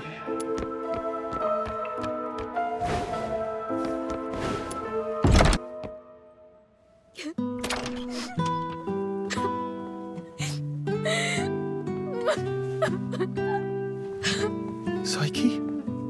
Are you crying? Sorry, I just... What happened? I'm sorry. Oh, it's you. What's going on? What happened to Psyche? She's sick and needs treatment. And she needs some time to rest. It's nothing serious, but please leave her alone for the next few days. Psyche, would you like to go out for a walk with me? Let's go outside for some fresh air. Don't be afraid. I want to go to the Lamenting Lake. Sure. I'll go with you. Mr. Henrik, may I go out for a walk? Don't worry, it won't take long. I promise to come back shortly. Go ahead. But remember what I've told you. Otherwise, you know what will happen. I understand. If anything happens to Psyche, you won't have a second chance to leave Ice Lake. keep that in mind.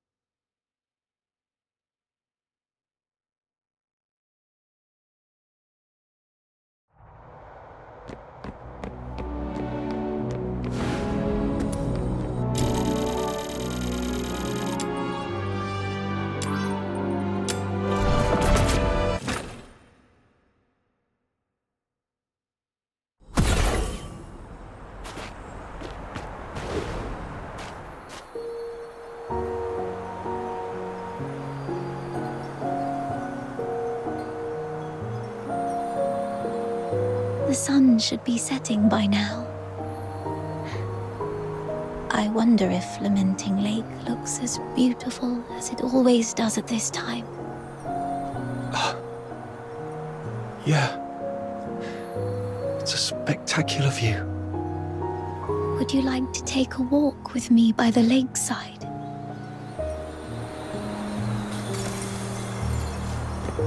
Be careful. The snow's a bit thick here. Could you go first, then? Where does this river lead? I'm not sure. Maybe to the ocean? No. That can't be right. I remember reading that ocean water is salty. So, if this river connects to the ocean, shouldn't it be salty too? When I tried the water here before, it wasn't salty at all. Really? Let me try. Oh, What's wrong? that's freezing. My whole mouth just went numb.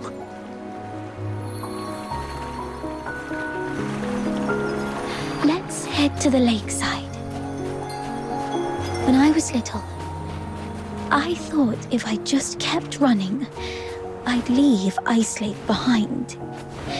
But no. This flower looks familiar. Really? Let me feel it. Ah, it's a star frost. Though the petals are smaller and the scent fainter, it's the same kind as the pot of flowers in my room. Would you like to pick it as a keepsake? No, just knowing it's here is enough for me.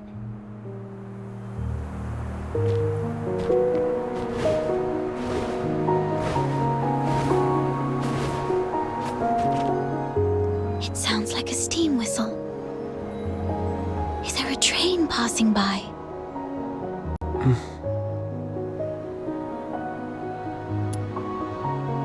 Oh, I see.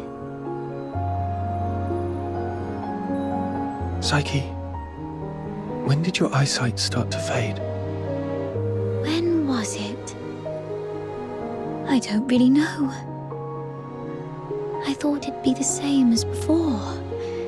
Just blurry for a while, and then it would go away. But now it just... Let's not talk about that. There's a place I'd like to visit. Could you come with me?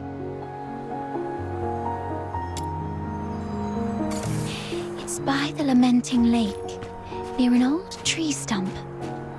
Here we are.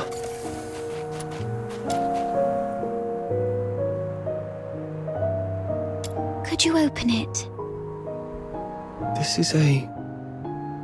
It's called a camera. An amazing treasure. Dad gave it to me when I was 4. That year, he had managed to grow beautiful Lamenting Lake bellflowers. A wealthy man from the inner city loved the flowers and gave this camera to Dad, which he then gave to me as a birthday gift. But I cherished it too much to actually play with it.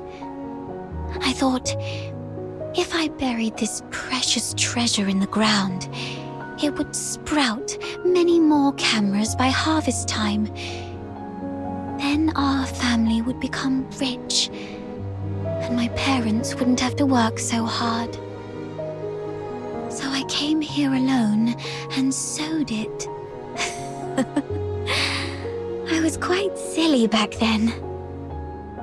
When Mum and Dad found out about this later, they didn't get mad at me. Instead, they said, "Let's dig it up on your coming of age as a gift to your future self."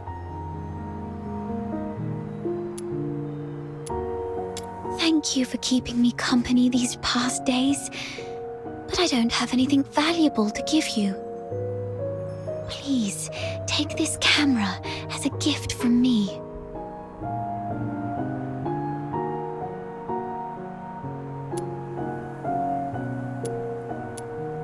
I no longer need it because of my eyes, but your journey is still long. Please see the world for me with your eyes. Since we're already here, how about a little stroll around the lake?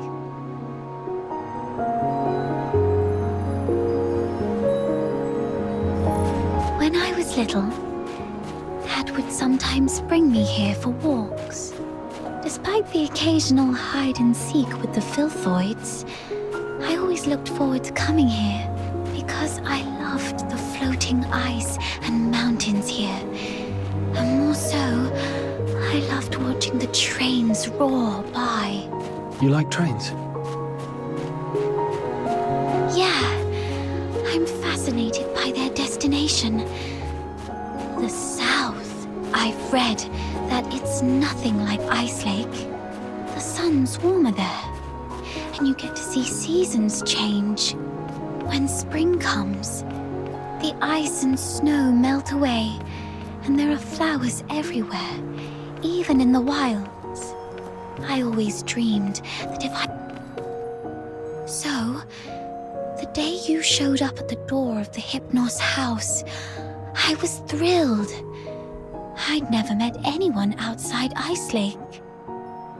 I've always secretly wondered what your homeland is like. Have you seen the ocean with your own eyes? Is it as large as 100 lakes put together? If only I could also see it for myself. Look at me, almost 18 and still daydreaming like a child. Listen, Psyche, it can be more than just a dream. Besides Berry, you were the first one to be so kind to me. I've always wanted to do something for you. There's no one else here, so tell me, have you been under threat?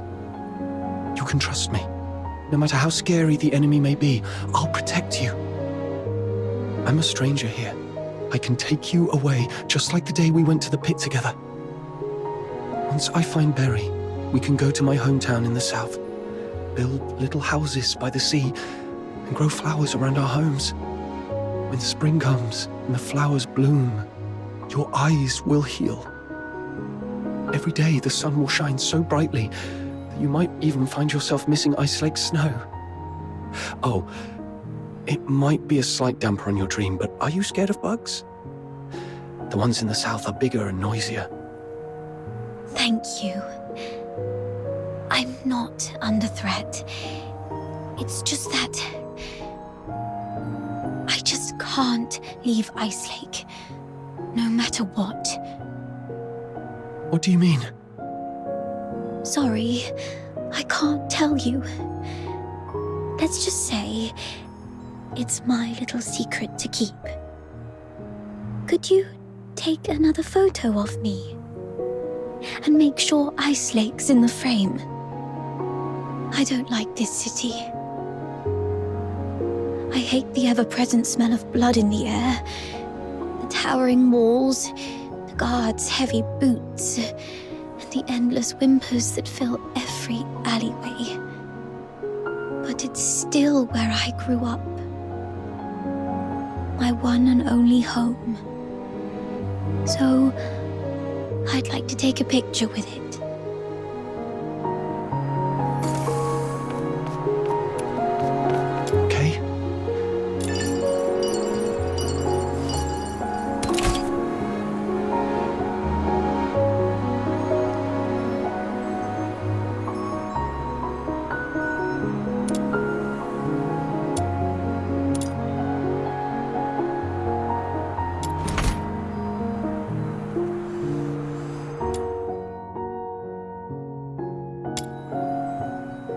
Say cheese.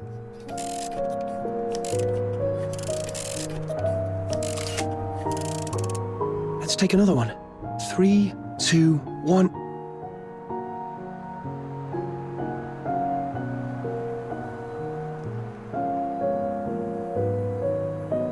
Psyche! Henrik! It's not safe outside the city. You've been out too long. Sorry. I'll head back now. Psyche, keep in mind what I said. If you decide to trust me, meet me by the ticket booth south of the Hypnos house at 2 a.m. Goodbye.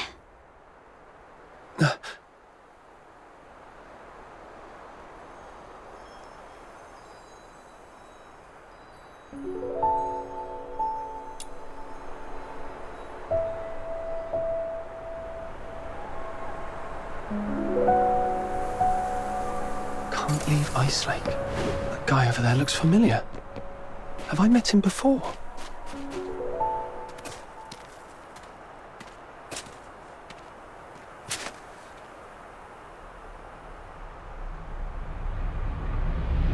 Who goes there?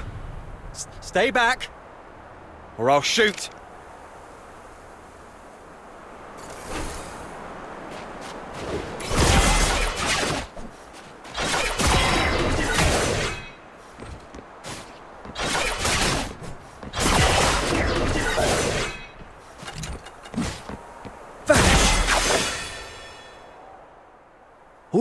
All right, I surrender.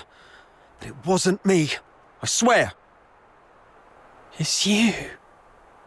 All right, I trust you, Miss Camilla, but remember, keep a close eye on this kid and don't let him stir up any trouble in town. If the chief finds out about this, we'll both be in for it. Damn, didn't expect to run into you. Do me a favour, mate. Keep this between us, will you? Who is this? All right, here's your money back. I haven't had a decent meal in days, so I got desperate. I'm sorry. You executed him. I don't think he deserved this. Keep it down. I told you it wasn't me. I was just trying to sneak the body out. My name's Kevin. We've met before. I'm in the outskirts escort. And this poor soul here is Hal, my old neighbour. We've known each other since we were kids. He lost his mother at an early age and had been getting into countless brawls ever since. My family doesn't allow me to interact with Charons, but he was an old friend from when I was a kid, so I'd sometimes help him out. One day he came to me, acting all weird. I thought he'd racked up debts again, or that he came to moan about being hit by his drunkard dad. But to my surprise, he said he was showing signs of deterioration. What exactly is deterioration? As a Charon, you don't know about deterioration. Are you really a native?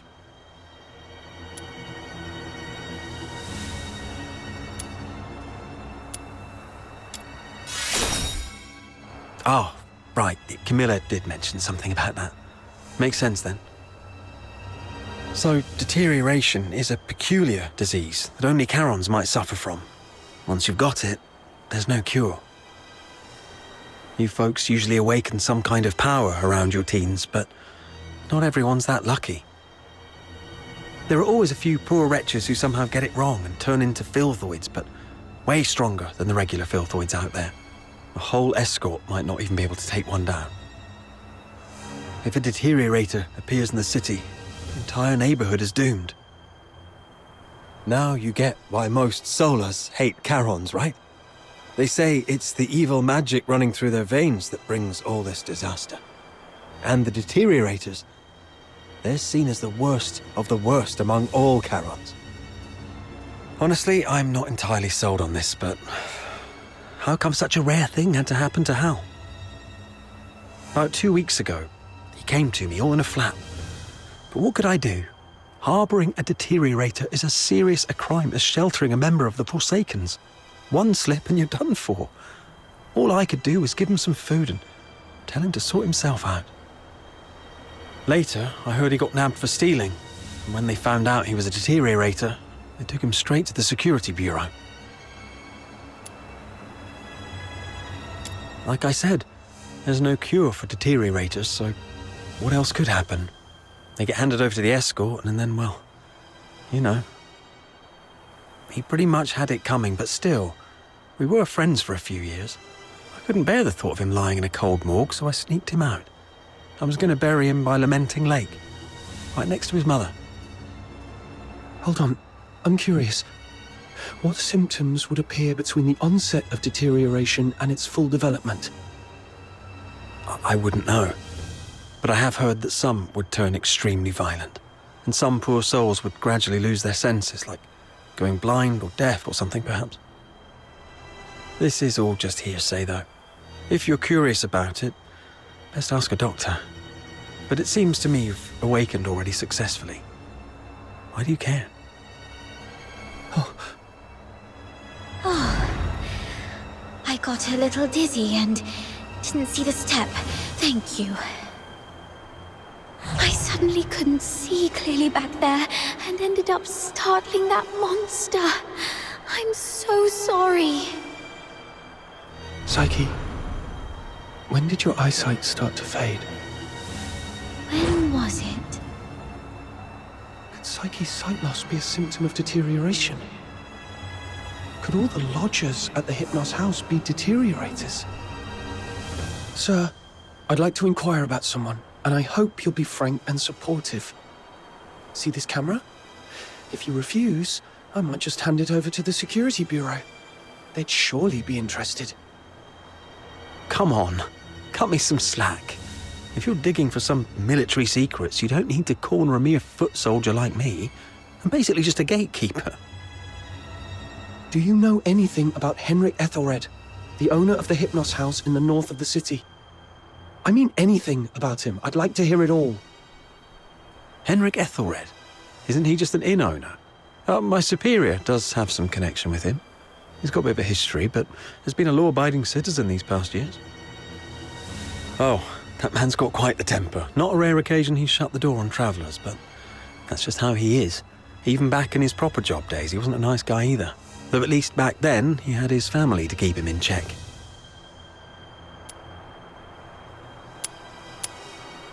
Well, it was, some 14, 15 years ago. Henrik Ethelred committed a murder up in Scarlet River, Flagson. The victim was a Charon, one with signs of deterioration, as I just said. Not a major crime, though, so he only served a few months before getting released. Why would he do that? I don't know, but everyone would fear and despise a deteriorator, I guess. I just heard this from my superior. It's been a long time and it didn't happen locally, so don't hold it against me if I've got some details wrong.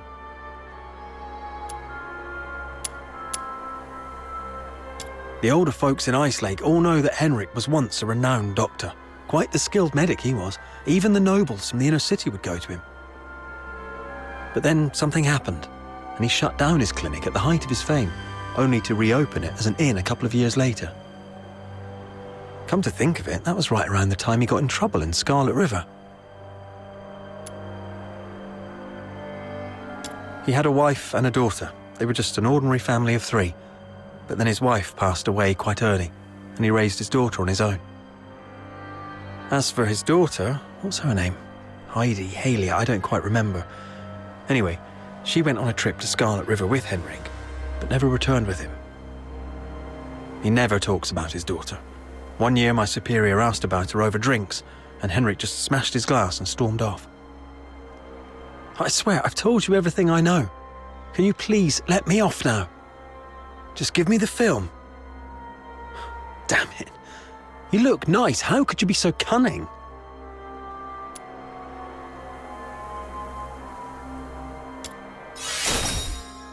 Well, take care, sir.